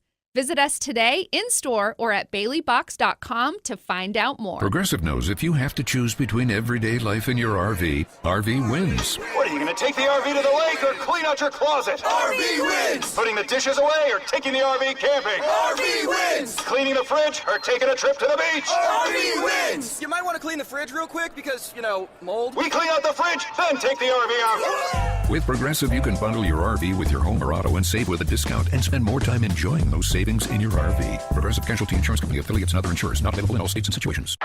Which of us, detective, do you suspect is the millionaire? The evidence is everywhere. Your diamond necklace, Monty's new yacht, and the butler's new convertible. Admit it, you're all Maximilian scratch-off winners. Of course we are. With 25 prizes of $1 million, you could be too. New Maximilian from the North Carolina Education Lottery. Must be 18 to play. Approximate overall odds of winning are 1 in 2.95. Problem gambling helpline 877-718-5543. It's bow time. Finally lunchtime. I'm starving. What's that? This is the Bojangler from Bojangles. With the same bold flavor as their chicken? The same. And fries. The same. Huh. Well, I've got a PB&J. Yeah, that's not the same. A crispy fish fillet dusted in Bo's famous seasoning. With cheese and tartar sauce on a fluffy bun, the Bojangler's back. Hook one while you can. It's bow time. There's no time like Bojangler time. Time to stop whatever you're doing and head over to Bojangles to try the Bojangler Fish Fillet Sandwich. You heard right, the Bojangler Fish Fillet Sandwich. A perfectly seasoned, light, flaky, wild-caught Alaskan pollock fish fillet sandwich. For limited time at participating Bojangles. Make it a combo and add Bojangles seasoned fries and legendary iced tea. Hungry for Bojangles but in the mood for something different? Then it's Bojangler time. This hour of the Triangle Sports Leader is powered by Ritchie Law Firm, injury lawyers. Ritchie Law is on top of it. Go to ritchielaw.com. That's ritchielaw.com. Do you worry about how much someone drinks? Do you feel neglected or unloved? If you answered yes to any of these questions, you are not alone. Al-Anon and Alateen can help. Call 1-866-200-0223 or visit alanon.org/help. This is Adam Gold. But whenever you say, well, we're not using this as an excuse, no, you are. Whether it's justifiable or not can be a different discussion, but you are. It's like the equivalent of saying no offense, but ... Offense coming. Yeah, get ready for it. Look out. Here we come with some offense for you. The Adam Gold Show.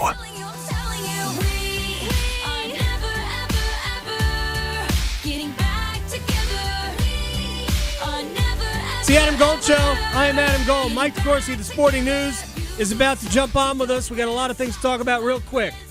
Jeff Merrick, who now does some stuff with Daily Face-Off, as well as radio, I believe, in Toronto, has floated out on Twitter that it seems like the return is a center, Logan Stankoven, or a forward. I don't know if he's playing center for Dallas. Logan Stankoven, and 2 first-round picks back from the Stars in exchange for Mikko Rantanen. Haven't seen the actual framework of the deal. But that looks like what it is. We'll get into that a little bit more later on. And again, I'll have some thoughts on all of that. And we haven't really talked a lot about the Canes last night as we bring in Mike DeCourcy of the Sporting News. Canes had a smash and grab last night. And I use this phrase. It's a soccer phrase that, like, you didn't play well. You didn't really deserve the game, didn't deserve the win. But something you did at the end is like, whoa, we just won. Just like Mike and I are big Liverpool fans. Liverpool did that to PSG on Wednesday. No business winning the game at all. All right, now to the basketball side of this. And Mike, you and I have talked about this before. The parallels to where Duke is in relation to the rest of the ACC, which is there are a couple of good teams in it, but not a lot of quality. And I'm curious how you judge this Duke team like those Gonzaga teams that dominated the West Coast Conference every year, and then they go into the postseason, and there are people that have doubts. There were times when BYU was a member of the league when they were probably the functional equivalent of an 8 or 9 seed. They may or may not have gotten into the tournament, but they had teams that were around that level. And of course, St. Mary's has been a terrific opponent for Gonzaga throughout their membership in the WCC as a power, as a national power. Almost without exception, St. Mary's has been right there, making it hard. The game in Moraga is always terrific. But that's it. That's it for the challenges, and the ACC has presented about the same for this Duke team. And there are a lot of people who become of the belief, and I don't understand where belief comes from without evidence. And you're presented annually, 10 years in a row, I mean, almost 10, 9 years in a row now, with evidence that the WCC does not impede Gonzaga's March success. Right. 9 consecutive Sweet 16s. The only longer streak is, at this point, Carolina's from back in the 80s, 90s under Dean. And the only one that's equivalent is one that happened under Mike at Duke. And that's it. Right. And so why do people think that that's a problem? Well, I guess because this is the world we live in, and it actually gets me to a conversation that I kind of followed online with you earlier today, because we don't judge it by Sweet 16s, right? Whether that's right or wrong, I think the general people don't look at Sweet 16. Especially when you spend the entire year in the top 10. Like if Duke got to a Sweet 16 and bowed out to, a random Texas A&M, if they lost to Texas A&M in the Sweet 16, I think people would call this season a failure. Okay, but where did the best of the Gonzaga run in that 9 years? Where did the best of those teams end their seasons? Oh, usually Elite Eight or Final Four. They made 2 national championship games. Yeah. They lost one by the narrowest of margins. Carolina executed better down the stretch and used their physical power. And then the second, they ran into the best defensive team that I can remember seeing. Yeah, in a pandemic year. That was a year after the pandemic. And so that's what I'm saying. Like, if the problem is going to hit you, it's going to hit you relatively early. And that's why the 9 consecutive Sweet 16s matter. Now, you can say that you go back to 91, and Duke. This goes right back to Duke's home. 91, Vegas had almost no games in which they were challenged. Right. And they were much better than everybody until they ran into Duke's burgeoning dynasty. And then they got themselves in a close game, and Duke, Danny hit the shot, and Christian hit the free throws, and Duke wins. And so that could be a problem for the Devils because they have been in close games. And let's be frank, they failed almost every time. The closest they had to a close game in which they succeeded was the State Road game. But the Kansas game, the Kentucky game, the Clemson game, they failed every time. And so, but at least they know, at least they have experience. The Vegas team didn't have any. Yeah. And this team has had experience. Now, they don't know what to do, in a sense, but they do know what not to do. And that is a lesson that can help you win. Mike DeCourcy of the Sporting News is joining us here on the Adam Gold Show. All 3 losses for Duke. They had the ball with a chance to win in the last 30 seconds of the game. They turned it over on all 3 occasions. This last one at Clemson, which happened about a month ago, Cooper Flagg slipped on. He was probably his own perspiration. Slipped on the court, and that was that. The 2 turnovers, one against Kansas, the other against Kentucky, in reverse order, happened back in, I guess, November. I think Duke they're more than capable of beating every team they play. I think the only team I would say right now today is I would choose over Duke if I had to pick a game for my life would be Auburn, because I think that they are a little bit more physical and maybe a little bit more athletic all over the court. But man, this Duke team is like their weapons. There's almost nobody you can not check. Everybody's got to be guarded. The only one I would let do what he wants. If Kamen Malawach wants to shoot a 3, I'd let him do that.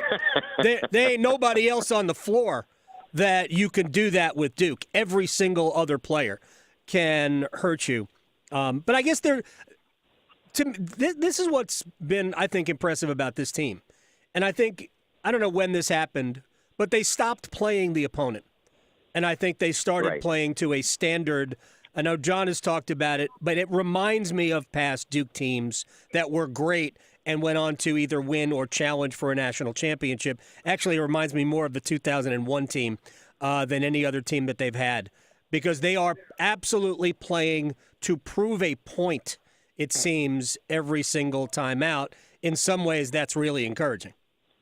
Oh, I think absolutely. I mean, what they did to Wake Monday, was it? Yeah. Earlier this week was just ridiculous. I mean, that is a good team. I mean, it's probably not an NCAA team unless they find a way to conquer the ACC tournament, but it's a good team. And to absolutely take them apart in the way that Duke did was staggering. And the interesting thing about this Duke team relative to Auburn, and of course they've already played once and Duke won, and I was there and happy to have been there because it really informed my analysis of this season so much to have been there that night.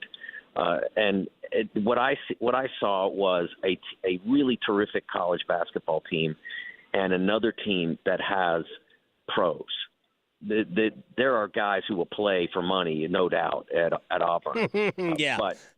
But they don't have the guys that Duke has, and those guys usually win.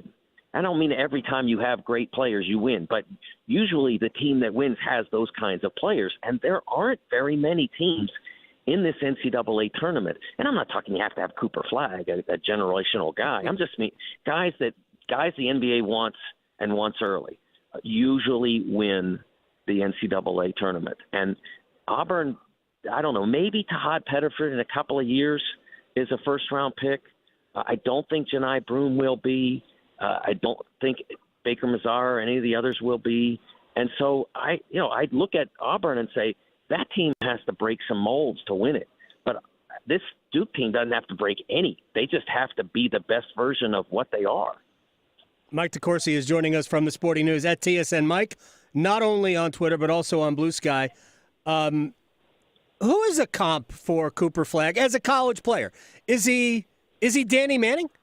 Because I know here at Duke, I compare him not as a player but as a phenomenon to Zion Williamson, and Flagg is not going to reach Zion can't take your eyes off status because Zion was beyond anything we have seen in the college game in a long time. But I think Flagg is a better basketball player than Zion Williamson. There's nothing he doesn't do well. There's nothing. He does everything really well. So what is a comp for Cooper Flagg? You know, I like the Manning comp, but the problem with the Manning comp is that, like, Danny Manning had a phenomenal 88. He was terrific. But he wasn't this. He was not this. Now, some of them it might have been that the competition was better or whatever. You look at that Oklahoma team, they had Stacey King and Mookie Blaylock, multiple pros, et cetera. But he didn't have this year. There was competition for the National Player of the Year that year. There were obviously there is in this case as well, but there was competition that year in part because Danny wasn't uniformly great. I mean that Kansas team came into the NCAA tournament as a 6 seed for a reason. And some of it was that they weren't as talented around him, and they had a huge injury with Archie Marshall blowing his knee out. But some of it was just that Danny took a while to figure out how to be great in that atmosphere, and then ultimately when he did, he was. Now, if you want to say Danny as like what Danny was in the NCAAs has been kind of what Cooper has been for most of this year, I think that's a fair comp. Danny was a little taller, and he probably wasn't quite as dynamic as Cooper is, but that same varied package of skills and impact. The other thing that I think is undervalued about Cooper is something, again, that I noticed when I was in the gym that you might not see on television is he's a great rebounder, but he's not just a great rebounder because he's putting up numbers. He's a great rebounder because he understands the art of rebounding or the science of rebounding, whichever it is, at a level that only the best do. He reads the shot and the rim like Rodman did, like Paul Silas did, although Paul was, okay, it's coming off left or right, I'm going to own that spot. With Rodman, it was, it might fly deep, I'll get there. And that's because the game changed a little bit. And that's kind of what Cooper is. He gets to where the ball is, and then he owns that spot. And he's a phenomenon in that sense, and I don't think it's appreciated as much as it could be. I mean, he leads Duke in every category. The only thing I think he's not going to end up leading Duke in is blocked shots. I think Malawash probably gets him there. But he's had a remarkable season. Let me quickly fold this into the game coming up tomorrow night in Chapel Hill. And I know the committee hasn't yet expanded the field to comfortably put North Carolina in yet. We're probably a few years away from that. I know Tar Heels fans are like, look, we're kicking everybody in the teeth. They have won 6 in a row. I still think they need at least one, and I'm assuming they're not going to beat Duke, even if they play them 2 more times. I think Duke wants this game as much as North Carolina or more, and I think they want the ACC tournament as much or more than everybody. I think they want to collect all the trophies going forward this year. But without a win over Duke, if they can get a win over a Clemson, maybe and a Louisville or an SMU, is that enough for UNC? If they don't get Duke, Clemson and Louisville would at least put them in the picture, both of them. One of them, I don't see how that could be enough. That would be 2 quad 1 wins. That would be the results metrics for Carolina are not bad, but do they outweigh the two or like I said, you have to get both. So do they outweigh 2-10 or 1-10 against quad 1? Actually, it would be 1-11 after tomorrow if your prediction holds, and then they would get, if they only got 1, then they'd be looking at 2-12, and I just don't see how they can do it, how they can put somebody in there. I mean, they've won 6 in a row. But let's be honest about the 6 in a row. Their average net ranking of that 6 is 155. And I looked at the Missouri Valley Conference, and that's about what you'd get in terms of an average if you beat like 4 to 8 or 4 to 9 or however many it takes to get to 6. That's about the average you'd get in that window. And like they're not putting Bradley into the tournament because they dominate. They were the second best team in the Valley and beat all those teams that I'm talking about. So I think that's a problem for Carolina. They played in a overly aggressive non-conference schedule and weren't ready for it. And then they go into a league that's just not good enough, and they didn't do enough against the better teams in the league to say we're definitely a tournament team. So funny, last year I railed against the machine because I felt the ACC performed pretty well, actually, in the non-conference. But the metrics didn't show that. And it was hard to get quad one wins unless you were on the road against one of the top 3 or 4 teams. And this year, the ACC gets exactly what they deserve. They were a disaster in the non-conference. And the truth of the matter is that North Carolina drastically overscheduled. They have 8 of their losses are to teams that are in the top 25, and I think to like 6 of those teams will probably be on the 1 or the 2 line. Like they didn't win any of those games. Obviously, they could end up playing Duke 3 times and go 0 for 3. Auburn, Alabama, Michigan State, Florida. Like, why didn't you schedule Tennessee also? It was a terrible. Great non-conference schedule, but they didn't win any of those games. But they were close in some of them, but it doesn't make a difference. But really, what's going to keep them out are losses to Stanford, Wake Forest, and Pitt, because they couldn't afford to lose any of those games. Yes. Adam, I did a piece today about the SEC and why it is where it is. And one of the things that it doesn't mention the ACC, but sort of in the back of my mind as I was doing this, I'm remembering last March when when so many in the ACC were yelling at the rest of the world for not getting it. And what the SEC did 10 years ago when they went through a 3-year period in which they got 8 at-large bids total. Yeah. And so they had 11 teams over that 3-year period. They said, how do we get better? And they went to work, and they've done the work, and they got better. And now they're the most dominant league relative to its season that we've ever seen in college basketball. They did the work. Instead of complaining, they did the work. And that's something that I would love to see the ACC do. Look, college basketball's better when the ACC's great. Mm-hmm. When it's up there with the Big Ten and Big 12 and the SEC, and there are arguments to be had about the best league and all that. The ACC basketball is magical. It's something I grew up with, not to the extent that, say, John Feinstein did growing up in Pittsburgh. It wasn't, Pitt was not yet in the ACC. But I remember I'm old enough to remember the 74 State Maryland game and basically the most important game in college basketball history at the end of the day, other than the historic occasion of Texas Western beating Kentucky. I mean, relative just to the sport itself and not the social implications, it was the most important game that was ever played in college basketball. And so I love the ACC. I want to see it better. And Texas Western Kentucky was in ACC country at Cole Fieldhouse in College Park, Maryland. I'm with you. But I'm also a realist. I'm honest about this. Last year I thought the ACC was better than it was given credit. This year I don't. I think this is a 3-bid league unless North Carolina does something, because I think Carolina is good enough to win a couple of games in the NCAA tournament, but they don't deserve a spot to this point, and those two things can both be true at the same time. All right, I will let you go. I appreciate your time. Mike DeCourcy of the Sporting News. All we got to do is get a draw against PSG next week, and we go on to the quarterfinals of Champions League. They call it the Elite Eight in Europe. No, do they? No, they don't. They're probably not allowed to. They're probably not allowed to. All right, sir. I appreciate your time. All right. Thanks, Adam. Love talking to Mike DeCourcy. All right. We'll come back. We'll stretch.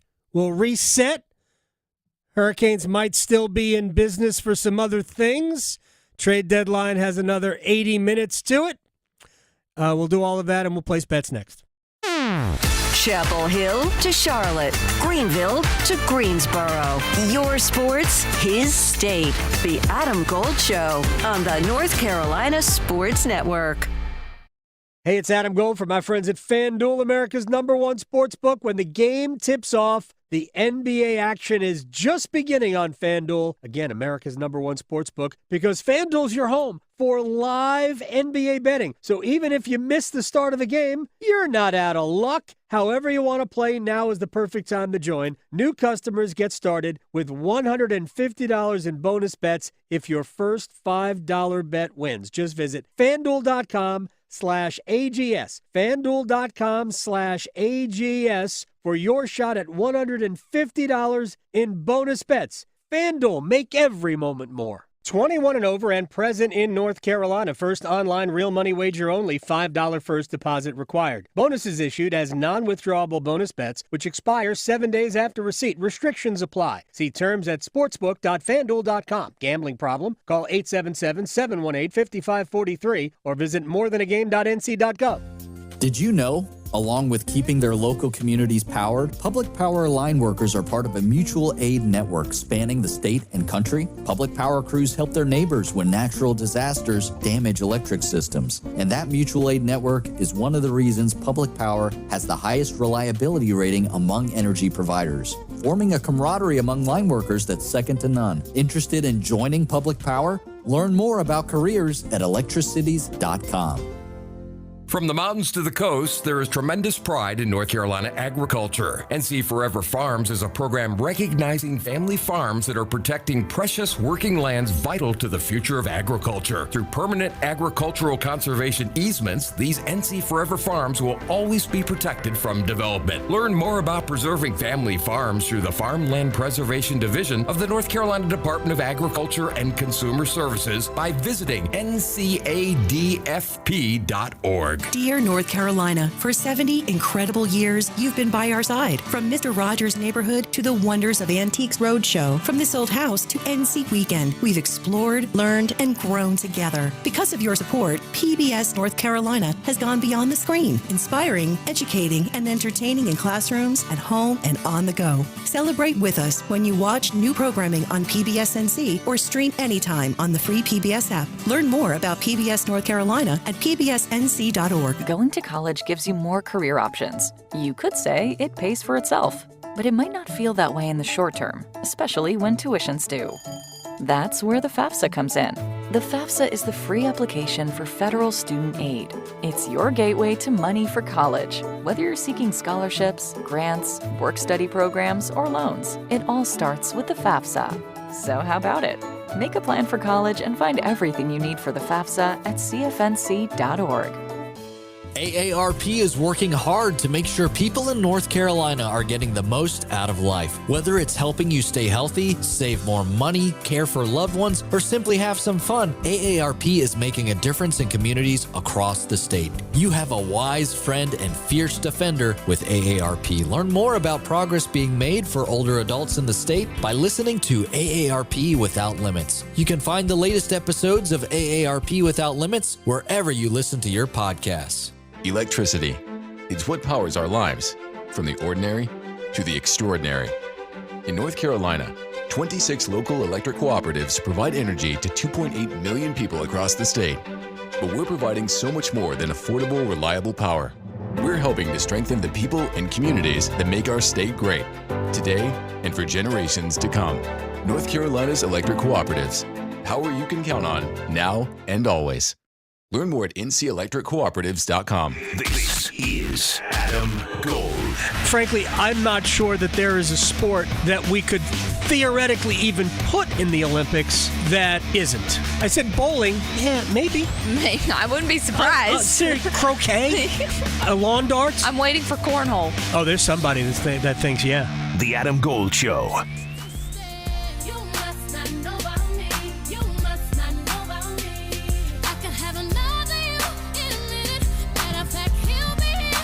the Adam Gold Show. I'm Adam Gold. Victoria's here, producing the program.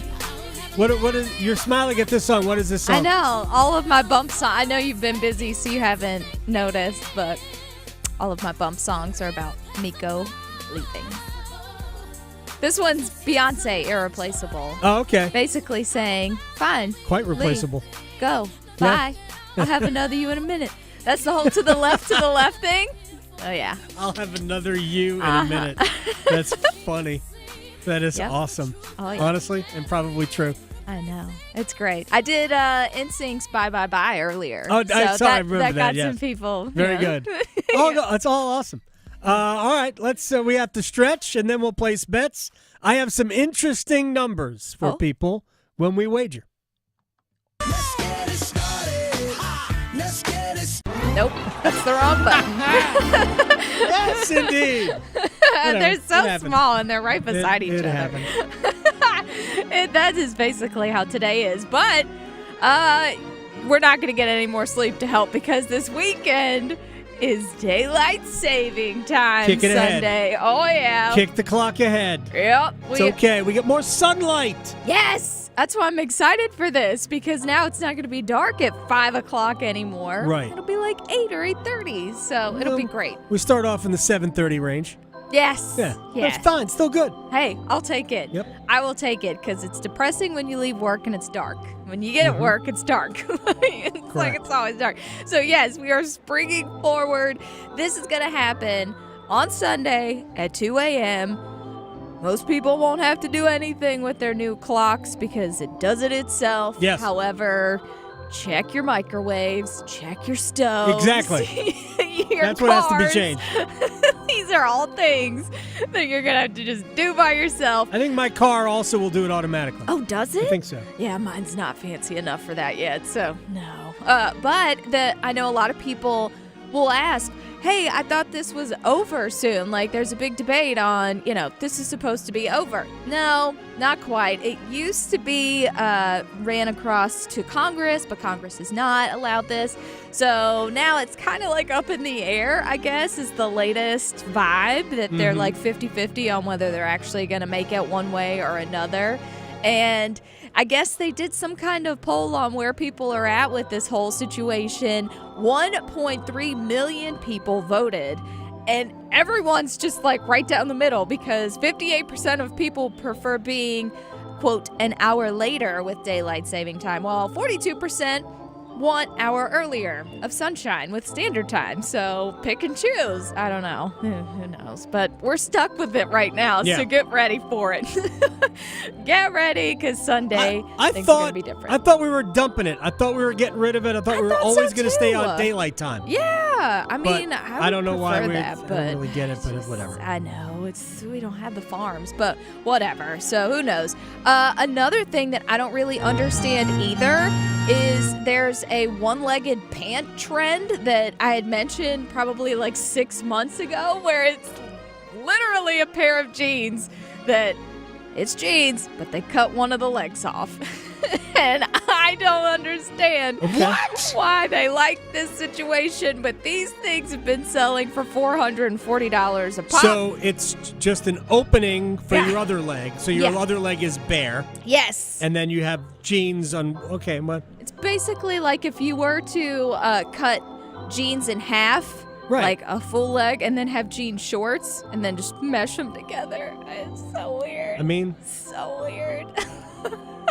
I don't know, to each their own, but I'm not buying it, and I don't think T-Pain's buying it either, because you talked about it yesterday. Because I've seen T-Pain. Right. We were just talking about T-Pain yesterday, and this is fantastic. I just read an article today about how he will not use private jets because he is a frugal man like myself. He said that he will not take private jets because it'll cost, just to go from Atlanta to Vegas and then back to Atlanta, $126,000. He was like, no, if I don't have the money to do that, it don't make no sense. Pass me the Biscoff cookies. Yes, thank you. I'm 100% with him. Biscoff cookies are delicious, so I will be on that train all day. Yeah. So if you're flying around and you just want to use, Delta, you might see T-Pain there. I just thought it was funny. We were just talking about him yesterday. And then here he is. He's a frugal man. He's just like us. He's one of us. But who knows? Maybe he has to be. Maybe he's placing bets like we do. Place your bets. Place your bets. Here. I bet you slice into the woods $100. Gambling is illegal at Bushwood, sir, and I never slide. Okay, you can owe me. I owe you nothing. All right. Do we have any news to present, or are we just going right to bets? Just Stankoven kind of details. I will have to look those up for the specifics. Looked but yes, like it was Stankoven and 2 first-round picks, 26 and 27. Yes, that's basically what I was just told. I tweeted it out before. Right. So nothing crazy. It's not a first-round pick this year. The first-round pick starts next year, 26, 27. But we'll see what the Hurricanes are going to do with those picks. Are they going to hang on to them, or are they going to use them now to add to their group? Hey, look, it's not – I don't think it's an awesome return, but as I said before, you probably weren't getting one of the 3 big ticket items that Dallas had. Right. Yeah. So with all of that said, Stankoven's a good young player. He's 22, I believe. Mm-hmm. But I think Carolina Hurricanes fans will enjoy watching him. Yeah. So, yeah. No, it'll be fun. There is that. All right. You go first, and then we'll go through this. Okay, so I'm gonna pick some stuff on the ice. There's a huge UFC pay-per-view fight this weekend. God. I know it's gonna be so great. But first up, I'm gonna look at Winnipeg Jets, New Jersey Devils. Devils are on the struggle bus, of course. So I've got to go with the Winnipeg Jets, who are not on the struggle bus. And you know what? I'll take the over 5.5. That's plus 270. All right, we're gonna start here. So, guess who the Stanley Cup favorite is now? Oh, boy. Dallas. Shocking. Dallas is now plus 600. Actually, it's the same as Florida. Dallas and Florida are both plus 600. But Dallas is now the favorite in the West ahead of Edmonton.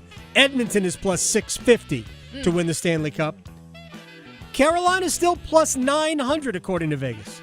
They're actually the 4th choice. Second in the East. As I said before, the Hurricanes, with Mikko Rantanen or without Mikko Rantanen, you could see a path to the Eastern Conference Finals.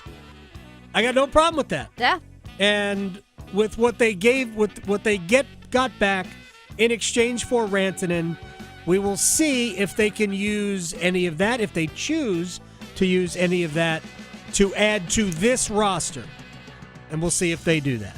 Stankoven, by the way, they gained salary cap room here because Stankoven makes the league minimum. Oh, yeah, he's not making Mikko money. So, right, and Mikko here was 4.6. I don't know if any money was retained. I don't think it was, but maybe it was. I haven't seen anything like that. So there you go. Hurricanes are plus 900 and the 4th choice. Oh, okay. Next up, the Detroit Red Wings. They're going to be in Washington taking on the Capitals with Ovechkin now 10 goals away, I believe. So give me the Capitals at home to keep winning. And I'll take the under 6.5. That's plus 155. All right, we'll go to the NBA. I watched the end. I got home and watched the end of Knicks-Lakers last night. What an incredible ball game. The Lakers are really good. The Knicks can't beat the best teams. They can beat a lot of the other teams. And Jalen Brunson might be hurt. But the Knicks are in L.A. still, but they're playing the Clippers tonight. The Knicks are plus 250. Wow. Big underdog. Yeah. Give me the Knicks to win it outright, plus 250. Why not? Last but not least, I have to do a UFC bet with this huge pay-per-view fight. So I'm going to look at actually Amanda Lemos versus Yasmin Lucindo. I'm going with Yasmin, and I think she is a favorite. I think it's going to go to decision. So by the points is plus 130. All right, we got a basketball game tomorrow evening. It'll still be light out. No, it won't be. Sunday will be light out. Yep. Tomorrow evening, 6:30 at the Smith Center. Duke and North Carolina. Blue Devils are, according to FanDuel, 10.5-point favorites, not 12.5. The total is 157.5. Give me Duke, minus the 10.5, over 157.5, plus 256. I hope it's a great game. I really do. I want it to be a great game. I don't care what the outcome is. Victoria, thank you. Thank you. We're going to do... Making more sports sense than social media trolls. The Adam Gold Show on the North Carolina Sports Network. The Adam Gold Show. 3-5-1. They have scored 22 goals since the trade. 7 of them came in one game against Utah. There is that. 4 of them came against the Rangers. You know who didn't play in the 7-goal game? Mikko Rantanen. Mm-hmm. They scored 11 goals combined in the other 7 games. They are 1-5-1 in those 7. The Adam Gold Show, weekdays starting at noon on 99.9 The Fan. You know what you deserve? The joy of a remote start. SoundStation and Security can install remote start systems in your car. Start your car from inside your house while you eat breakfast, and it's all toasty warm by the time you get inside. Or on those hot summer days that are sure to come, start your car and get the air conditioning running so you don't sweat. A remote start system is an awesome treat, and you can get it at SoundStation and Security with 2 locations in downtown Smithfield and on Glenwood Avenue in Raleigh. Online at myhotsound.com. Hear that? That's the sound of digital instants from the North Carolina Education Lottery. With instant wins, progressive jackpots, and bonus games right from your phone. It's nonstop chances to win like you've never seen or heard before. Oh, yeah! Big money! Visit nclottery.com to get in on the action. Must be 18 to play. See prize and odds charts at nclottery.com/digital-instants for details. Problem gambling helpline 877-718-5543. It's bow time. Finally, lunchtime. I'm starving. What's that? This is the Bojangler from Bojangles. Ooh, with the same bold flavor as their chicken? The same. And fries. The same. Huh. Well, I've got a PB&J. Yeah, that's not the same. A crispy fish fillet dusted in Bo's famous seasoning. With cheese and tartar sauce on a fluffy bun, the Bojangler's back. Hook one while you can. It's bow time. There's no time like Bojangler time. Time to stop whatever you're doing and head over to Bojangles to try the Bojangler Fish Fillet Sandwich. You heard right, the Bojangler Fish Fillet Sandwich. A perfectly seasoned, light, flaky, wild-caught Alaskan pollock fish fillet sandwich. For limited time at participating Bojangles. Make it a combo and add Bojangles seasoned fries and legendary iced tea. Hungry for Bojangles but in the mood for something different? Then it's Bojangler time. If Heineken Silver was a 60-second radio ad, it'd tell you all the stuff you need to know in only 30 seconds to keep things light and refreshing. Seriously, time me. Heineken Silver, a world-class light beer that's surprisingly crisp and refreshing. Made with only premium quality ingredients and just 2.9 grams of carbs and 95 calories. All without compromising on taste. Heineken Silver. Order now at Heineken.com/silver. Must be 21 and older to purchase. Enjoy Heineken responsibly. Whew. 30 seconds. That's it. Done. Peace. If you see a student being bullied, be supportive. Ask if they're okay and invite them to join you. You'll be an ally and you can make a friend. Friendship! Visit StopBullyingSpeakUp.com and join Cartoon Network to redraw your world without bullying. It's a classic odor tale. You fried fish for dinner, cleaned up, but the smell is still in the house. And the neighbors are coming over for game night. They're on their way. And then you spray Febreze Air Mist. Febreze Air starts working instantly to fight even your toughest odors, so you go from fish to fresh like that. Now, all you have to worry about is Pam cheating at charades. Breathe happy, Febreze, la la la la la. This hour of the Triangle Sports Leader is powered by Ritchie Law Firm, injury lawyers. Ritchie Law is on top of it. Go to ritchielaw.com. That's ritchielaw.com. They score! WCMC HD1 Holly Springs. Take us with you on the radio, Instagram, TikTok, Alexa, and YouTube. 99.9 The Fan, the Triangle Sports Leader. You're listening to The Adam Gold Show on the North Carolina Sports Network. Update on the in-venue promotion, by the way. I do believe they will be howling for foul here in Syracuse, just so you know.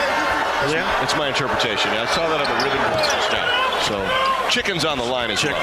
Is it Chick-fil-A? Yes, it is. Okay. Yeah, Better be. Which we advocate. That's right. Which we advocate. Get on board that. It's not the only thing we can get on board with. have no idea. Okay. I love crazy conversations. We have crazy conversations here all the time. We do. It is the Adam Gold Show. Thank you very much for spending some time. There is Victoria. I am Adam. You can watch this show on YouTube. Yeah. You can. On your Friday. Oh, I got it in there twice today. Twice. YouTube.com/Adam Gold Show. YouTube.com/999 The Fan. Either way, you get to us. Just like later on, we'll do a special Canes Corner podcast based on everything that will have happened by the end of the day. I can't tell you exactly what time that will be because I don't know what time I'll be able to do one, but we will get one out there. Hurricanes have traded Mikko Rantanen to the Dallas Stars. In exchange, they get, and I haven't seen exactly everything that's here. I'm going on some information handed to me. Logan Stankoven, who is a young forward center, maybe could play center, maybe play wing. Good young player. First-round picks in 26 and 27. In other words, not this year, but also 2 third-round picks. So a lot of futures and one good young prospect who is an NHL player. He came up and played at the end of last year into the playoffs, and he's been with the Stars all year long. So we'll see how all of this plays out. We'll see what Carolina does with those 2 first-round picks that they also got back. So that's where we are with the Hurricanes, and they are off tonight and tomorrow, and they will play Winnipeg on Sunday. By Sunday, we will know whether or not Duke is 18-2 in the ACC. We will know whether or not North Carolina has to win maybe 3 times at the ACC tournament. And to speak to that, our friend Jerry Palm, CBSSports.com, our chief bracketologist who joins us on the Adam Gold Show. Does North Carolina, if they lose tomorrow to Duke, do they have to, in your estimation, win the ACC tournament, or can they win 2 or 3 times in Charlotte and get in? Who are they playing before they win the tournament? They're playing maybe Pitt in the first round. Then it would be Clemson and Louisville back-to-back. Okay, if they won both of those, they might not have to beat Duke. Okay. But they have to beat Clemson and Louisville. They can't have other teams beat them for them, right? They need to beat Clemson and Louisville themselves. Right, because they need good this, wins on their resume. Yeah, so that's the thing about the conference tournament. It's like, ooh, we might get Clemson and Louisville, and then all of a sudden neither one of them show up, and then you got to beat Duke. So it's they need quality wins. But the thing about conference tournaments is you can't count on the opponents you think you're going to see being there. Jerry Palm at JPPalmCBS on Twitter. The Tar Heel, first of all, how much pushback have you gotten from anybody regarding having Xavier or Boise State? Actually, I haven't seen your bracket today, but Xavier or Boise State or teams like that in ahead of North Carolina? Because I know here there's a lot of Tar Heel fans who are like, how is it possible? I'm like, yeah, you could argue that those teams might not be better than UNC, and I'm not going to argue against it, but I think it's hard to argue that North Carolina deserves a spot. I have gotten zero pushback about that, none whatsoever. I've had almost nobody defending North Carolina against anybody. And it's because the resume is empty, right? Yeah, I mean, that's basically it. It's a lot of attempts and one hit, and that's the league, of course, let them down by having only 3 competent teams, and so Carolina, I mean, to their credit, since they lost to Duke, they've been taking care of business against these tomato cans. But what are you going to do? That they don't help you, they can only hurt you. They avoided getting hurt so that the Duke game still means something. But unlike Wake Forest, who had that stretch of 4 games where they had to go to SMU, but then the 3 around them, at home games against also Rans. Virginia. And they won the SMU game and lost the others. Yeah. Yeah. At least North Carolina's taking care of the ones they should take care of. Wake Forest, decided that they didn't want to be in the NCAA tournament. I don't know why. Yeah, very clearly. I would rather be in it than not. I was confused by that strange turn of events in Winston-Salem. Why bother beating SMU if you're going to lose the other three? Why go through the effort of beating SMU? Yeah, I'm with you. Jerry Palm, CBSSports.com. I like to call him our chief bracketologist here on the Adam Gold Show. Is there anybody with a redeeming resume for a fourth ACC bid? Not yet. No. I mean, it's Clemson, Louisville, Duke, and a gap that is enormous for the rest of the league. I don't disagree with you. You remember our conversations last year. I was much more bullish on the ACC being better than it was given credit for. I have never said that this year. There hasn't been a moment this year where I have said that because it's pretty obvious. And I think North Carolina is the fourth best team. I do. And I think they probably are. And I think if they got in the field, I think they can win games. I really believe that this team could win games if they got in. But getting in, they haven't won any games yet, like they'd have to play in the opening round. Well, not the first four, but the opening round. Well, sure they have. Well, what, UCLA? Oh yeah, they did like all the teams. Here's the funny thing, Jerry. All the teams they lost to, they would not play that caliber of team in the first round. No, that's true. So that and that is what I get to with North Carolina. At some point, like I've said this, as it turned out, they way overscheduled a team that had too many flaws to really win any of those games, and yet they came pretty close. Probably should have beaten Michigan State. They came back and had the lead at Kansas earlier, and that was a different Kansas at that point, but still, right? So better than the one that is now. Actually. Yes, exactly. The game against Florida was a battle. So they had they played well, just didn't win those games. But I'm not arguing that they belong. I've said steadfastly that they have not earned that spot just yet. Let me ask you about Duke. Chances that they are the number one overall seed for you? 0. Zero? It's Auburn. So Auburn doesn't win the SEC tournament. Duke wins the ACC tournament, and it's still Auburn? Auburn's resume is overwhelming. Okay. It just is. I mean, Duke didn't play enough good games. I mean, they've got a great net because they're blowing everybody out like they should. Right. But they've got like 5 quad 1 wins. I mean, the schedule just isn't there. Thank God they played a good non-conference schedule. We'd be talking about 1 quad 1 win. It's oh man, that's harsh. But that's the way it is. I mean, their schedule just doesn't measure up to the overall number one. It's just hard to, if Auburn loses to Alabama, and I don't know, goes out early in the SEC tournament, their season is still significantly better than Duke's. Duke's season is the way it is because they blow people out. Okay, so they play, they're blowing people out.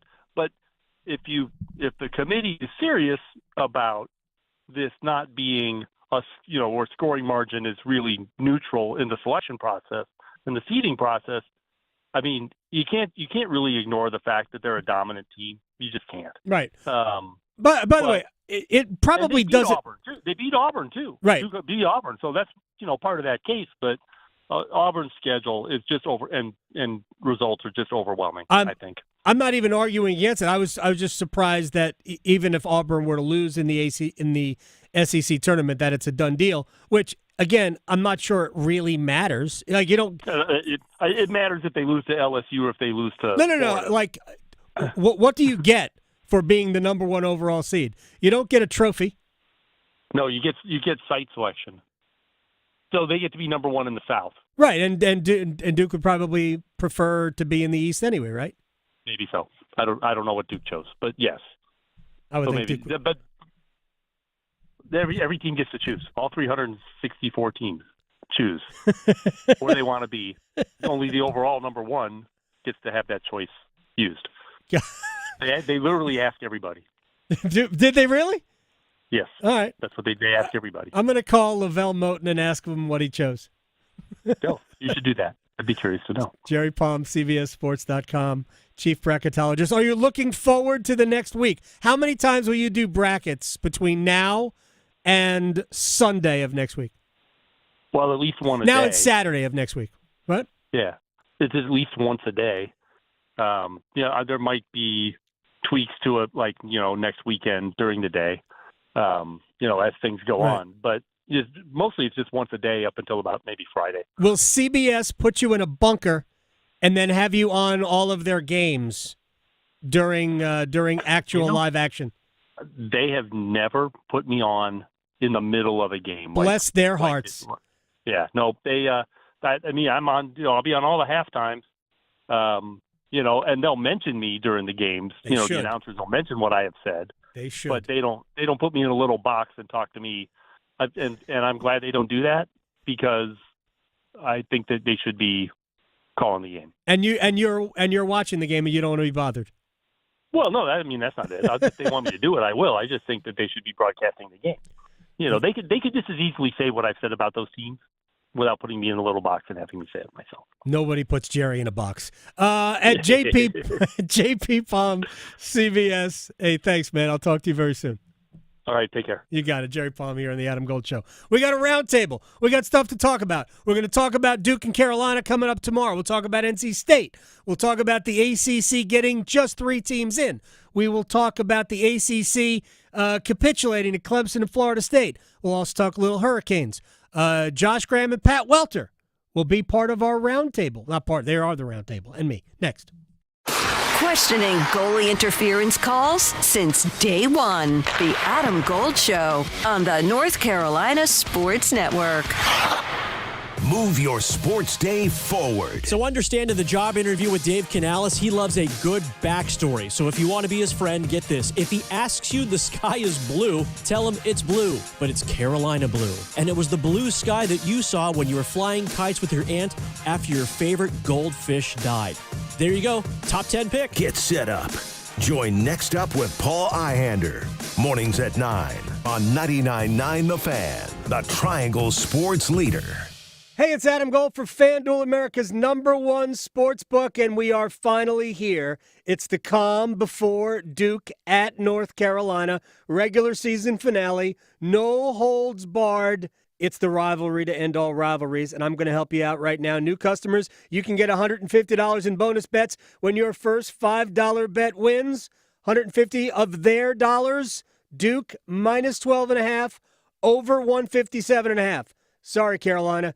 Duke's going to name their final score. We're going to score a ton of points. Both teams will. Duke's going to win. Going away. FanDuel.com/AdamGold. FanDuel.com/AdamGold. It's March. 21 and over and present in North Carolina. First online real money wager only. $5 first deposit required. Bonuses issued as non-withdrawable bonus bets, which expire 7 days after receipt. Restrictions apply. See terms at sportsbook.fanduel.com. Gambling problem? Call 877-718-5543 or visit morethanagame.nc.gov. Ready to order? Yes. We're earning unlimited 3% cash back on dining and entertainment with a Capital One Saver card, so let's just get one of everything. Everything? Fire everything! The Capital One Saver card is at table 27, and they're earning unlimited 3% cash back. Yes, Chef! This is so nice. Had a feeling you'd want 3% cash back on dessert. Ooh, tiramisu! Earn unlimited 3% cash back on dining and entertainment with the Capital One Saver card. Capital One, what's in your wallet? Terms apply. See CapitalOne.com for details. It's bow time.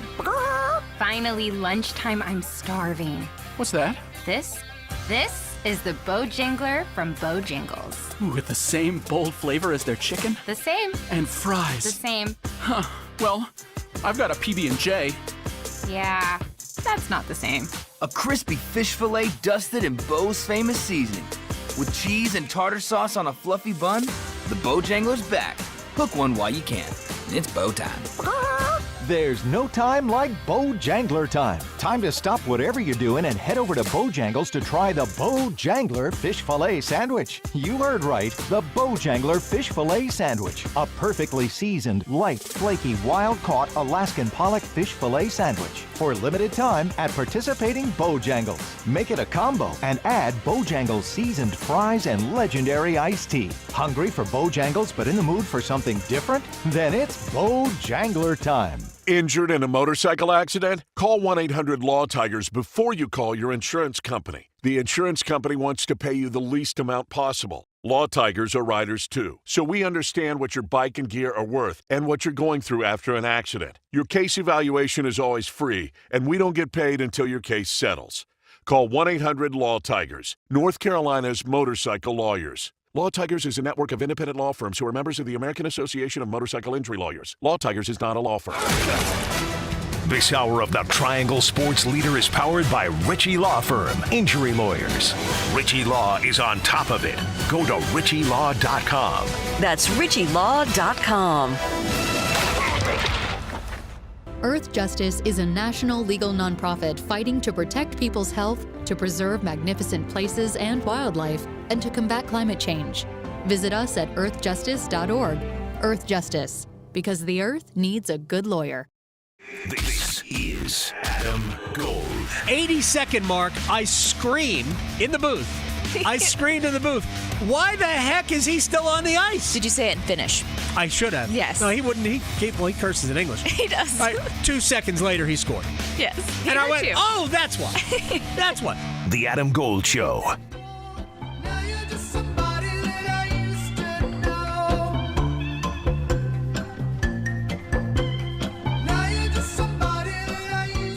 It's the Adam Gold Show. I am Adam Gold. Victoria on the ones and twos. We'll get to this in the roundtable. Are we ready for the roundtable? I don't have to do this. We are ready. No. So let's just round table it. Camelot. It's only a model.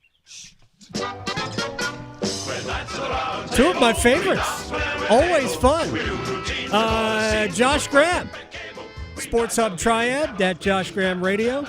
And Pat Welter, WRAL TV 5. Man with opinions. I love it. Appreciate both. What a round table. Love it. It is great. And the table isn't even round. We're lying. It's just all we do here. We just lie. All right, real quick, let me just give the particulars because I'm going to frame it this way and I'll get both of your takes on this and then we'll move on to basketball since it is right in front of me and I want to get it. 6 weeks ago, the Carolina Hurricanes employed Martin Necas and Jack Drury. They had in their possession a second-round pick, 25, a third-round pick in 25, and a fourth-round pick in 26. They sent those 5 elements through Chicago or whatever to Colorado and partly to Chicago and received Taylor Hall and Mikko Rantanen. Rantanen, who just was traded today. Here's what they have today, 6 weeks after those 2 players and 3 draft picks. Taylor Hall, Logan Stankoven, 2 first-round picks, not this year, but next year and the following year, and 2 third-round picks next year and the following year. I'll start with you, Pat. Thoughts on that exchange, understanding what everything that has gone, on in the last 6 weeks, but on that exchange, what are your thoughts? Yeah, I mean, on the surface, it hurts, right? I mean, you're seeing a potential superstar walk out the door, and you're like, wait, who did they get back? Logan Stankoven? Hold on, let me Google him. He's okay. All right, what? But I think what happened here is a lot of us, I think, maybe fell more in love with the idea of Mikko Rantanen versus the reality of Mikko Rantanen and a guy that's goal scoring has declined the last couple of years, who didn't necessarily produce in the short time that he was here in Carolina. It was a little bit of a strange mix in the locker room, and I know you've been there a lot. Obviously, you're there all the time too, Adam. Like, just bringing in a guy who's immediately supposed to be the best player on the team, just a little bit strange, chemistry-wise, to a club that's so built on chemistry and its roles and not having ego. I'm not saying Mikko did. I mean, he was good to deal with the media. I thought he was pleasant. He answered every question short of yesterday where he declined to speak to any of us, which is understandable given where he was at. So, yeah, it's hard to watch a guy like that walk out the door when you're not getting something back that really helps you immediately. But they recouped the draft capital. And I have to think that we got a couple hours here or 40 minutes here that maybe there's another deal to come where they can still kind of do something that helps them now. Josh, you want to just weigh in on this before I kind of respond to what Pat said? Yeah, I say good riddance. Mikko Rantanen, get him out of here. Like, if this is a guy Don't let the door hit you in the ass. Out of here. That's what Josh just said. Get out of here. You're going to turn down a record deal from this organization when you've produced 6 points in a month in 13 games, and then the day you get traded, sign a 6-year or an 8-year, $96 million extension with your new team that you haven't spent any time with, that doesn't have your buddy from your country and Sebastian Aho. He has buddies. Doesn't have the success. I mean, come on. There are Finns all over that team, bro. Oh, sure. But the point is, you haven't even been there. It feels like a rejection of the culture that you're going to sign an 8-year, $96 million extension when you haven't played a minute for the team. Right. And you've been here for a month. The Canes have made the playoffs every year since 2019. You hadn't done jack. You get a record extension offer. And you say, nah, I'm good. I'm just going to sign with this team I haven't spent any time with. The day I get traded, he can't leave soon enough. I can't wait for him to get into the building the next time so I myself can boo him until my throat is sore. Now, it'll be interesting to see who gets treated more harshly, Eric Halla or Mikko Rantanen, when he comes back. Josh Graham and Pat Welter. That was very fanish from you, Josh. I am a fan. And that's fine. I'm not. Look, people are misinterpreting what I say. You got a radio host versus a reporter. Right. No, it's fine. I got two teams, man. Go Orioles and go Carolina Hurricanes, and I'm ticked. Josh and I are in similar spots. I'm also a fan of the Hurricanes, and I harbor no ill will to Mikko Rantanen. I believe he was blindsided. He never wanted to be traded from Colorado in the first place. He didn't handle the trade well. He didn't handle any element of it well.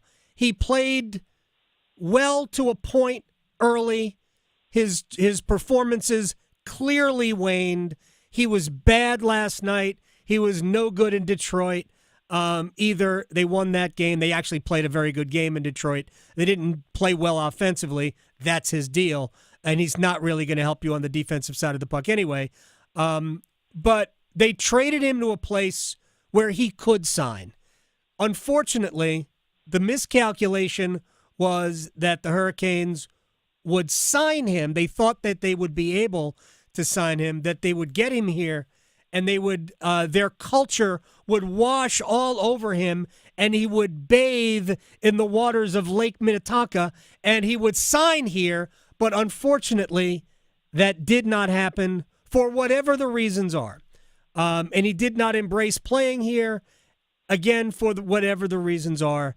So the reason I framed it the way I did, though, was because where they started, I don't think that's charitable. That's reality. That's just freaking reality. The where they were 6 weeks ago and where they are today gives them a chance to get better. And whether Stankoven is a great player or not, at this point he's still a prospect. He's small. Don't like that. But he's a good player with a chance to become better and work in the system. Taylor Hall's a good player. They got him basically. He was a throw-in. He's a good player and has made it. He's been more of a good player for Carolina than Rantanen has. And those 2 first-round picks can be flipped. So let's see what happens. They have now 36 minutes on the clock. See what they can do. I think the Hurricanes today have maybe even a better chance based on the way of their makeup to advance in the Eastern Conference playoffs than they did before today. And I'd agree with everything you just said, by the way. The one pushback I'd have is the 8-year extension today. Like, if he didn't sign the 8-year extension with Dallas, I think all of what you said is completely right. It tracks, and it doesn't feel like a rejection of what he was a part of over the last month. Him signing that extension pretty much says, I'd rather go. No. Yeah, I'd much rather go there than be here. Here's what everything says. Look, I'm way too close to this, Josh, But here's what all of this stuff has told me over the last month. He wasn't staying. They didn't know that ahead of time. They took a chance. They have now made the best of the mistake of trading Natchez and Drury. And again, 6 weeks ago to today, I think Carolina is arguably in a better position, and that's all you can do. Make the best of it. After that, it's a way bigger PR hit than it is anything else, and this organization doesn't give a hoot about a PR hit. All right, Josh, more of your wheelhouse now, but I appreciate you fanning out. Duke at North Carolina. I'm just going to phrase it this way. Duke minus 10.5. Go. Sounds about right. I think if you pick North Carolina to win this game, you're doing so on blind faith because Duke, Carolina, it is true. It is factual to say they're one of the hottest teams in the ACC. And that would be enough to think, okay, maybe you win at home against Duke. But the problem is Duke is historically hot. We haven't seen a team in ACC history win 10 conference games by 25 plus. They've won their last 4 by at least 30, 4 of their last 5. KenPom metrics say this is the best Duke team since the turn of the century, which includes 3 national champions and the 2001 team that many think might have been Coach K's best team altogether. That's how good this Duke team looks at the moment. And they also, this is the part that needs to be emphasized a lot, they're not going to overlook Carolina. This is not North Carolina has the season on the line and Duke has nothing to play for. If Duke needs to win to prevent being the 3rd seed in the ACC if they tournament, lose, they're the 3 seed? They are the 3 seed. If they lose and both Clemson and Louisville win tomorrow, they get the 3 seed in a 3-way tiebreak scenario. I don't think that matters to them, but to win the ACC, Cooper Flagg to clinch the National Player of the Year award, and on top of that, something they haven't done this year, believe it or not, be the AP number 1 team, be the number 1 team in the country for the first time this year. At no point have they been number 1 on the season. So that's enough to motivate a group that always seems to be motivated. And also being courtside at that first game at Cameron, I just can't get it out of my head. When I look up at the scoreboard 5 minutes to go, it's 40-13. You just can't overlook that. So you can pick Carolina at home. Sure, they're hot, but you're doing so on blind faith. Duke's the pick, and it's going to be about 10 to 12 points. Oh, I think it's going to be more than that. Pat, what do you think? Look, I agree with everything Josh said there logically, but things weren't very logical 2 years ago either in Coach K's final game at Cameron, and things are really lining up where the similarities are just striking between what's happening with this Carolina team.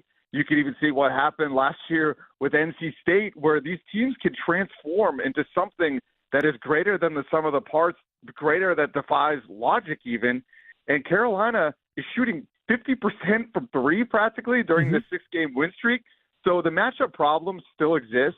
Duke is him, if you will. They are that juggernaut. I'm not sure anybody can beat them right now. But if Carolina is going to be too small, which they have been all year, they still are, you have to be able to shoot. That's the only way to overcome it, and that's what they're finally doing. And the 3-point shot is a bit of an equalizer. It's what unlocks small ball. And I think if they got a shot, it's because the 3s are going in, and they're going in for a variety of reasons. It's not just some regression to the mean.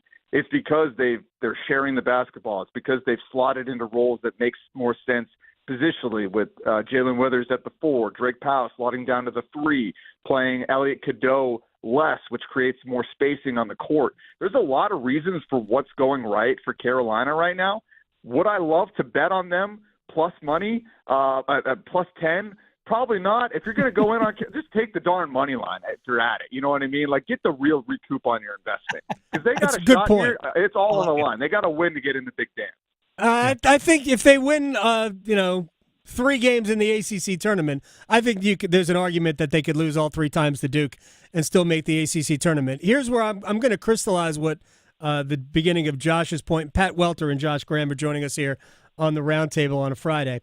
I think tomorrow matters at least as much, maybe more to Duke. Has nothing to do with being the first seed. I think they just simply are insatiable when it comes to performing. I think the ACC tournament matters a lot to Duke. I think everything matters to this group. And this is where they remind me of the 2001 team, because they want to win everything and nothing is guaranteed. And I think they approach every game that way. And that is the most encouraging thing I've seen about these Blue Devils, in that they take nothing for granted at all. And when you approach games like that, you generally, look, they might not shoot the ball well. And if Duke doesn't shoot the ball well, they might only win by 10. I think it will take something extraordinary for North Carolina for this to be a close game. Yeah. Just for it to be a close game, I think it will take extraordinary from UNC. To emphasize the point you're making, though, about how much everything seems to matter to Duke, I think that's instilled by coaching, and it's something John Shire deserves a lot of credit for. Something as simple as Monday. Last Saturday, Tyrese Proctor wasn't even healthy enough to go through warm-ups. And everybody said, well, if he didn't even go through warm-ups, then he's probably not going to be ready Monday. You got to get him ready for the ACC tournament. Screw that. No, we need to beat Wake on Monday. And they had him out there. And it's why I wouldn't be surprised if Malik Brown is ready to go for tomorrow, because you can't be about everything matters and everything is urgent. And then if he's ready, he'll play with decisions as well. Yeah. So I that will be a big factor, because Kaman Malawach, when Duke has had problems, he's gotten foul trouble. The one time he fouled out was at Little John Coliseum against Clemson, and in the narrowest ACC win, he had 4 fouls in Winston-Salem. And Malik Brown is essentially your backup center. So Malawach foul trouble is something to keep an eye on with Duke going on the road tomorrow. Patrick Gongba can get it done. Pat, let me ask you about the Wolfpack. Tomorrow's it. That's the season is over. Thoughts on where they go from here? Gosh, I was at the game the other night, one of the few local media members at the game the other night. And credit to that group of seniors for getting it done against Pitt, at least giving themselves a chance. I guess the one thing you could say about Kevin Keats' teams is that for the most part, even if they've been flawed as far as their talent or their roster construction, they do play hard. They do fight. And I just wonder, if you're going to make a kind of historic move to move on from Kevin Keats a year after the Final Four, who's going to do better? Because it goes beyond coaching. It goes into the resources you're putting into the program. Carolina's going through the same thing, where Carolina's got more talent and they're not winning. And they're finding that they need to pour resources into NIL, resources into a general manager. We're seeing bigger programs than NC State struggling this year around the country. Look at Kansas, Gonzaga, Baylor, all these UNC, all these schools that were AP top 10 falling out of it. So college basketball is dealing with NIL in a whole different way than football is, because it's just spread so thin over 300 schools that you're dealing with. So it's such a bigger problem than just Kevin Keats. They've got a talent problem. They've got an NIL problem, and just changing the coach isn't going to solve that. Yeah, I think it's about resources. And I said this 3 weeks ago. I think NC State has a choice to make. Do you want to really support the program, in which case Kevin Keats is fine? I think Kevin Keats can coach. But we also have to account for the fact that last year was a complete fluke. Both of them, both banners that are hanging are amazing, and we will never not feel that way again. And I saw, a complete takeover of Arizona by NC State fans and, Purdue fans too. But it was a tremendous, it was just awesome to see how many happy Wolfpack fans there were. But if you don't support the program financially, like they really haven't, then these are the results you're going to get, because they couldn't back it up with, solid portal work. They need to recruit better out of the freshmen. My only argument against Kevin Keats, and this is not really an argument because we're not in practice, but at some point this year, I would have just leaned into your freshmen and said Trey Parker, Paul McNeil, to an extent, Beard was the other guy that I'm drawing up like Hurd. I would have leaned into those guys and said, all right, you're going to be my guys next year, so we're gonna do this now. But they never really did that. And Dontre Styles eventually became a go-to guy, but they really didn't have enough. All right, this was a blast. I appreciate Josh's rant, which will go viral on the Carolina Hurricanes. You sound basically like an amalgamation of my Hurricanes Twitter timeline. Amalgamation. Wow. And that is both good and bad. I might have muted you, but no, I think it's a good day to vent. Today is a good day to vent. We'll see what they do with the other two, with the 2 first-round picks. Do they hang on to them? Yeah. Please send your billing hours to Winston-Salem. I'll give you my address. We never talked about 20 seconds, Josh. ACC settling means what?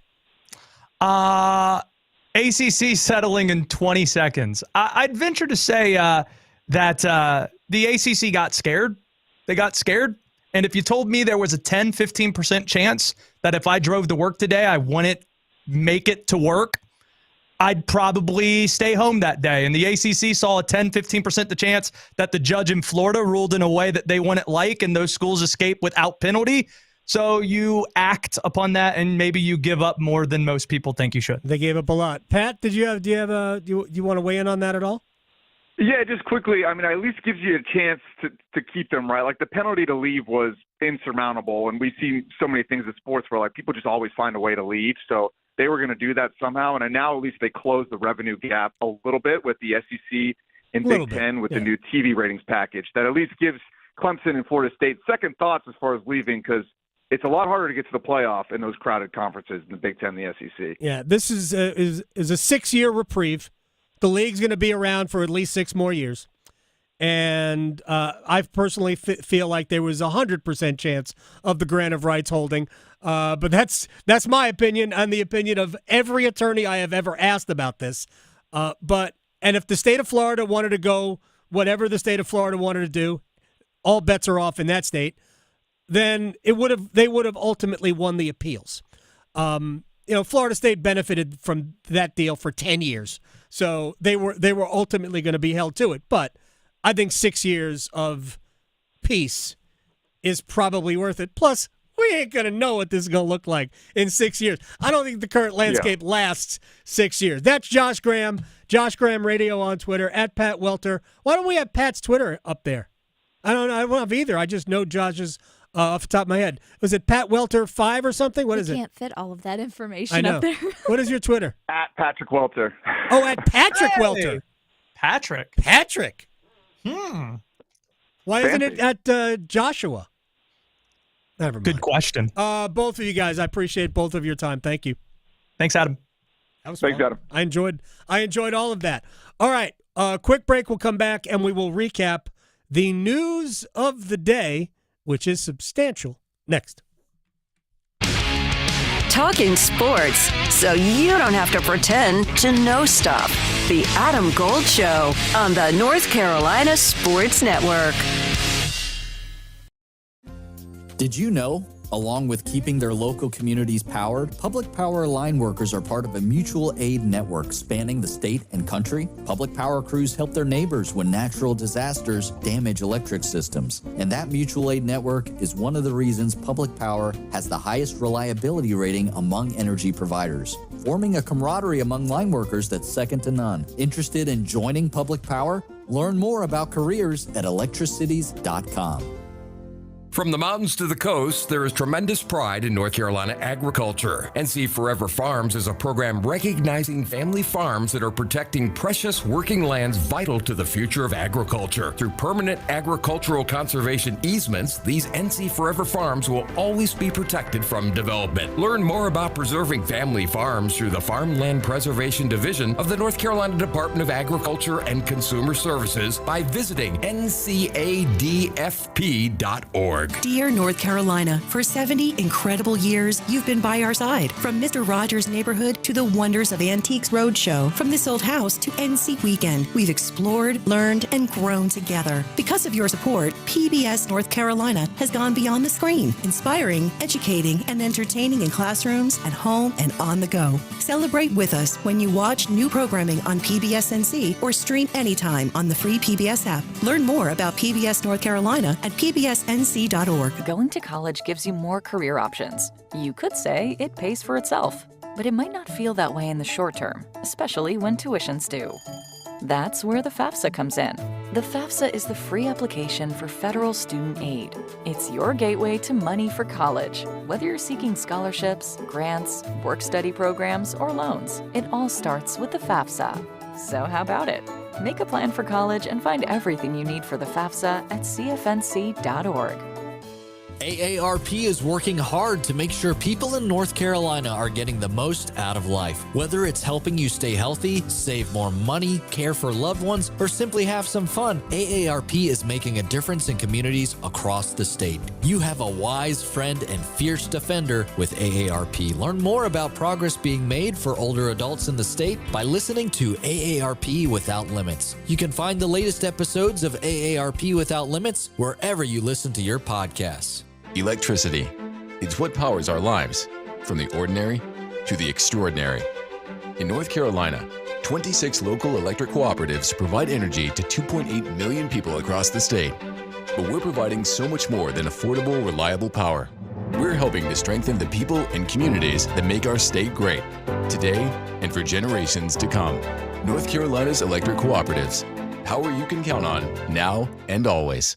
Learn more at ncelectriccooperatives.com. A crisis moment is any moment where you feel overwhelmed and as if you aren't able alone to handle what's happening. You don't have to be alone with that feeling. And when that feeling comes is exactly when you should reach out, you should get connected, and you should be in community.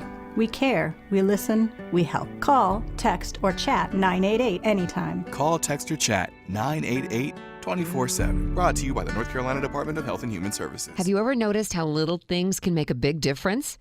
Next time you see a man or woman in uniform, why not stop and thank them for their service to our country?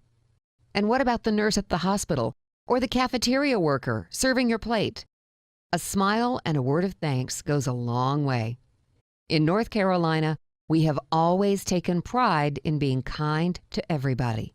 Little things do make a difference. Makes you feel better. Makes everyone around you feel better. This is Adam Gold. 80-second mark, I scream in the booth. I screamed in the booth. Why the heck is he still on the ice? Did you say it in Finnish? I should have. Yes. No, he wouldn't. He curses in English. He does. 2 seconds later, he scored. Yes. And I went, oh, that's why. That's what. The Adam Gold Show. How come I never hear you say, I just want to be with you? Guess you never felt that way. It's the Adam Gold Show. I'm Adam Gold. Victoria's on the ones and twos. Oh, yeah. Shout out to all the people who really enjoy these bump songs today. They're fun. No, they've been commenting in the, YouTube chat on my Twitter, so I appreciate you. I see you. I love Very it. cool. Makes me happy. We'll rewind in a little bit with Luke DeCock. Obviously, he and I talked about what happened today. Mikko Rantanen. By the way, we are closing in on the shutting down of the trade deadline. And so officially, the trade deadline ends at 3. Here's what typically happens. We'll probably have trades trickling in over the last, between 3 and 4. You'll still see trades because as long as the trade call with the league is done by 3, sometimes it takes an hour for those to go through all the channels and get them reported out. So you'll still see trades made all the way up until 4, maybe even a little bit beyond. So I'll just I'll put it this way, because this is reality. This is actually reality. This is literal. 6 weeks ago, the Canes had in their possession Martin Necas, Jack Drury, second-round pick in this draft, a third-round pick in this draft, and a fourth-round pick in next year's draft. They had those 5 elements. Today, those 5 elements brought Taylor Hall, Logan Stankoven, 2 first-round picks in 26 and 27, not this year, and 2 third-round picks, also in 26 and 27. So they did not receive any draft picks from this year's draft. And they sent 2 draft picks, a second and a third, from this year's draft in order to get Taylor Hall and Mikko Rantanen, who they shipped to Dallas.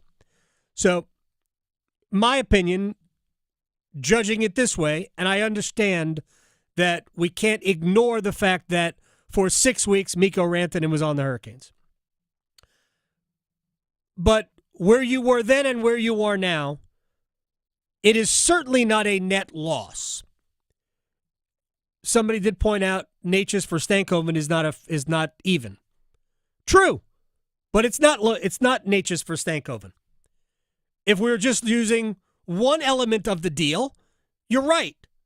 Stankoven isn't Natchez. I would point out, as much as I loved Marty Natchez, and I do, and honestly, I wish the Hurricanes had not made the deal in retrospect. The one thing that Natchez has never done, and it ain't like this is the first year he's had a good year. Martin Natchez has never had a good playoff. He's had flashes in the playoffs, but he's never had a good postseason. And that's why they made the deal. Because Mikko Rantanen was a postseason guy to his core. That's where they do lose. But, and this is not about knocking Marty Natchez. I'm just saying, if you look in his history, he has not been good in any postseason. Now, the Hurricanes haven't done a lot of scoring in the postseason either, so there's a lot of that to go around. But I don't think you can look at the elements that they had 6 weeks ago and the elements they have today and say that it is a loss. Yes, I get the Mikko Rantanen part in the middle. It's like the Oreo. Some people like the cream filling. I am more of a cookie guy. Oh, are you? Yeah. Oh, See, absolutely. we compliment great then, because I got no use for double stuffed Oreos. Oh at my all. gosh, those are the no best. use for them. If you just gave me the 2 wafers, I'd be fine. Yeah. No, I need the cream in the middle to look like a marshmallow. I don't. Quadruple stuff. Yeah. So, the way I look at this trade now, do I think it gets them closer to where they want to be? No, I don't. But those 2 first-round picks with, again, I'll say about an hour because we don't know what's going to happen. We'll see if they use those picks to add to the team this year. I'm going to say this once. I don't have to say it again. The team as constructed without using those first picks today to get anything else for this team, the team as constructed can still get to the Eastern Conference Finals. The Metropolitan Division side of the playoffs is gettable for this team. Now, going forward, I don't believe they will use those draft picks as draft picks. I believe they will use those draft picks to acquire players. And I think if they don't use them today, I think in the offseason they will be very active in reconstructing parts of the roster to benefit them. This is the one thing that we should all understand about this team. There are some fatal flaws in, I think, how they view things that they have not, this is in my opinion, that they disagree with me on. Like, I think size is important. And because they have a tendency to draft really highly skilled, albeit small players, I think it makes it harder for those players to break through. Logan Stankoven is a very good player. He happens to be small. 5'8", 170. We got a theme here. Right. So, but they have other players who are also on the small side who are pretty good. Seth Jarvis is not 6 foot. Jackson Blake is not 6 foot. What I don't want to see is a lot of the same, because I do think you need size. Mikko Rantanen, of course, was a moose. But size doesn't guarantee anything. We're still waiting for Andrei Svechnikov to break through. And size is not the issue there. we're still waiting for Jesperi Kotkaniemi to play like a number 2 center. He's got plenty of size. So it doesn't guarantee you anything. And you could be small and be a super effective player. I will point out, and I'm not suggesting that this is all over the place. Brad Marchand, if you stood next to him, you would go, wow, you're small. Like shockingly small. If you stood next to Martin St. Louis, you would have said, there's not a lot of Martin St. Louis. There's just a little of Martin St. Louis. So you can be small and be very effective as a player. Again, I think it minimizes your risk when you're bigger. And the teams that Carolina has traditionally had trouble with are bigger. Florida, right? That bigger team. Tampa, a few years ago, bigger team. The Rangers are a little bit bigger. Boston, when Carolina ran up against Boston, bigger. By the way, Charlie Coyle was sent from Boston to Colorado. The Avalanche have a completely new team. Coyle would have been a good pickup here. It's a little slow. But again, Carolina, I'd like to see Carolina strengthen down the middle. Anyway, what I'm saying is this isn't over yet. And let's all remember where the team was at the beginning of the year and where they are now. And everybody would have signed up for today. And even with Mikko Rantanen, they were no guarantee to get even to the conference finals. But I'm telling you, they weren't better than Florida. They weren't better than Tampa. They're not better than Florida, and they're not better than Tampa today. But today isn't over. And I'll just leave that as my opinion on where this team is. They can still win, and now you have more work to do. But those draft picks give you options. And a quick rewind, because there's something that Luke and I talked about.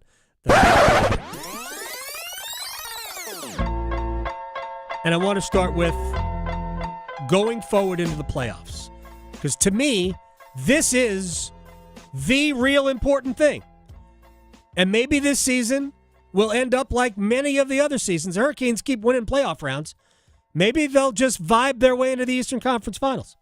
Yeah, or maybe they get to play Toronto and they're the beneficiary of the inevitable Toronto choke. I don't know. I don't think as things currently stand, and I think we have some historical proof for this, I don't think the Hurricanes are built in a way that they can be confident that they're going to beat the Panthers if that happens again. I think they'd feel better about playing the Leafs. And who knows, but Tampa's had their number 2 over the years. So it's a tough situation when you look at sort of the Eastern Conference, but certainly not in the division in the first 2 rounds. I think that expectation for them remains the same, that they should come out of that, maybe not based on their regular season, but this is a team now where you say based on their playoff experience. None of this should be new to them. I think my preference if I were a Hurricanes player would be to avoid the Devils, just because there's only so many times you can beat a team. There's only eventually Eric Hall is going to win a playoff series. Like the law of averages suggests that, you flip a coin 100 times, it's going to come up tails once. It may take 100 tries for Eric Hall. But, my point is I think you'd rather play a team like Columbus that has no playoff experience, or a team like Washington that is ripe to fall, than necessarily a Devils team that has a little bit of playoff experience and a bone to pick with the Hurricanes. So it's an interesting dynamic, but you're right. I mean, I think you really have to think about, is this team built to beat really probably the Panthers? And in that case, that's a situation where you think Mikko Rantanen might have potentially helped them. That's not how it's going to be. Look, this is the biggest misconception, is that the trade for Mikko Rantanen was about this year. It was never about this year. I'll take Eric Tulsky on what he said at the time of the trade. They didn't trade for Mikko Rantanen because they felt like this team was ready to win a Stanley Cup. That wasn't it. It was about the future. It was a move for the future. The emphasis was, getting him in our culture and getting him to sign long term. You know, whatever happened in the playoffs this year is what would have happened. It was a move for the future.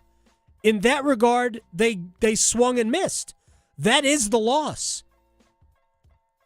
But they never looked at this team as, oh, we're going to win a Stanley Cup. Because if they thought about it, if you looked at this team and thought this team was going to win a Stanley Cup, and you didn't look 2 years ago and think that that team could have won a Stanley Cup, you're crazy. Because 2 years ago, they should have gone all in, and they didn't. And they had the option to do so. And I don't believe they're crazy. They might have guessed wrong on Mikko Rantanen, but they're not crazy. Victoria, thank you very much. See everybody on Monday. From the heels, touchdown, Carolina, to the Canes. She scores! He covers it all. The Adam Gold Show on the North Carolina Sports Network. Hey, Carolina Panthers fans, it's Dennis Cox from 99.9 The Fan. We're in the offseason, but that doesn't mean me and my co-host, WRAL TV's Chris Lee, take a break from our podcast, Panthers Playbook. In every episode, we'll keep you up to date on Panthers news as the NFL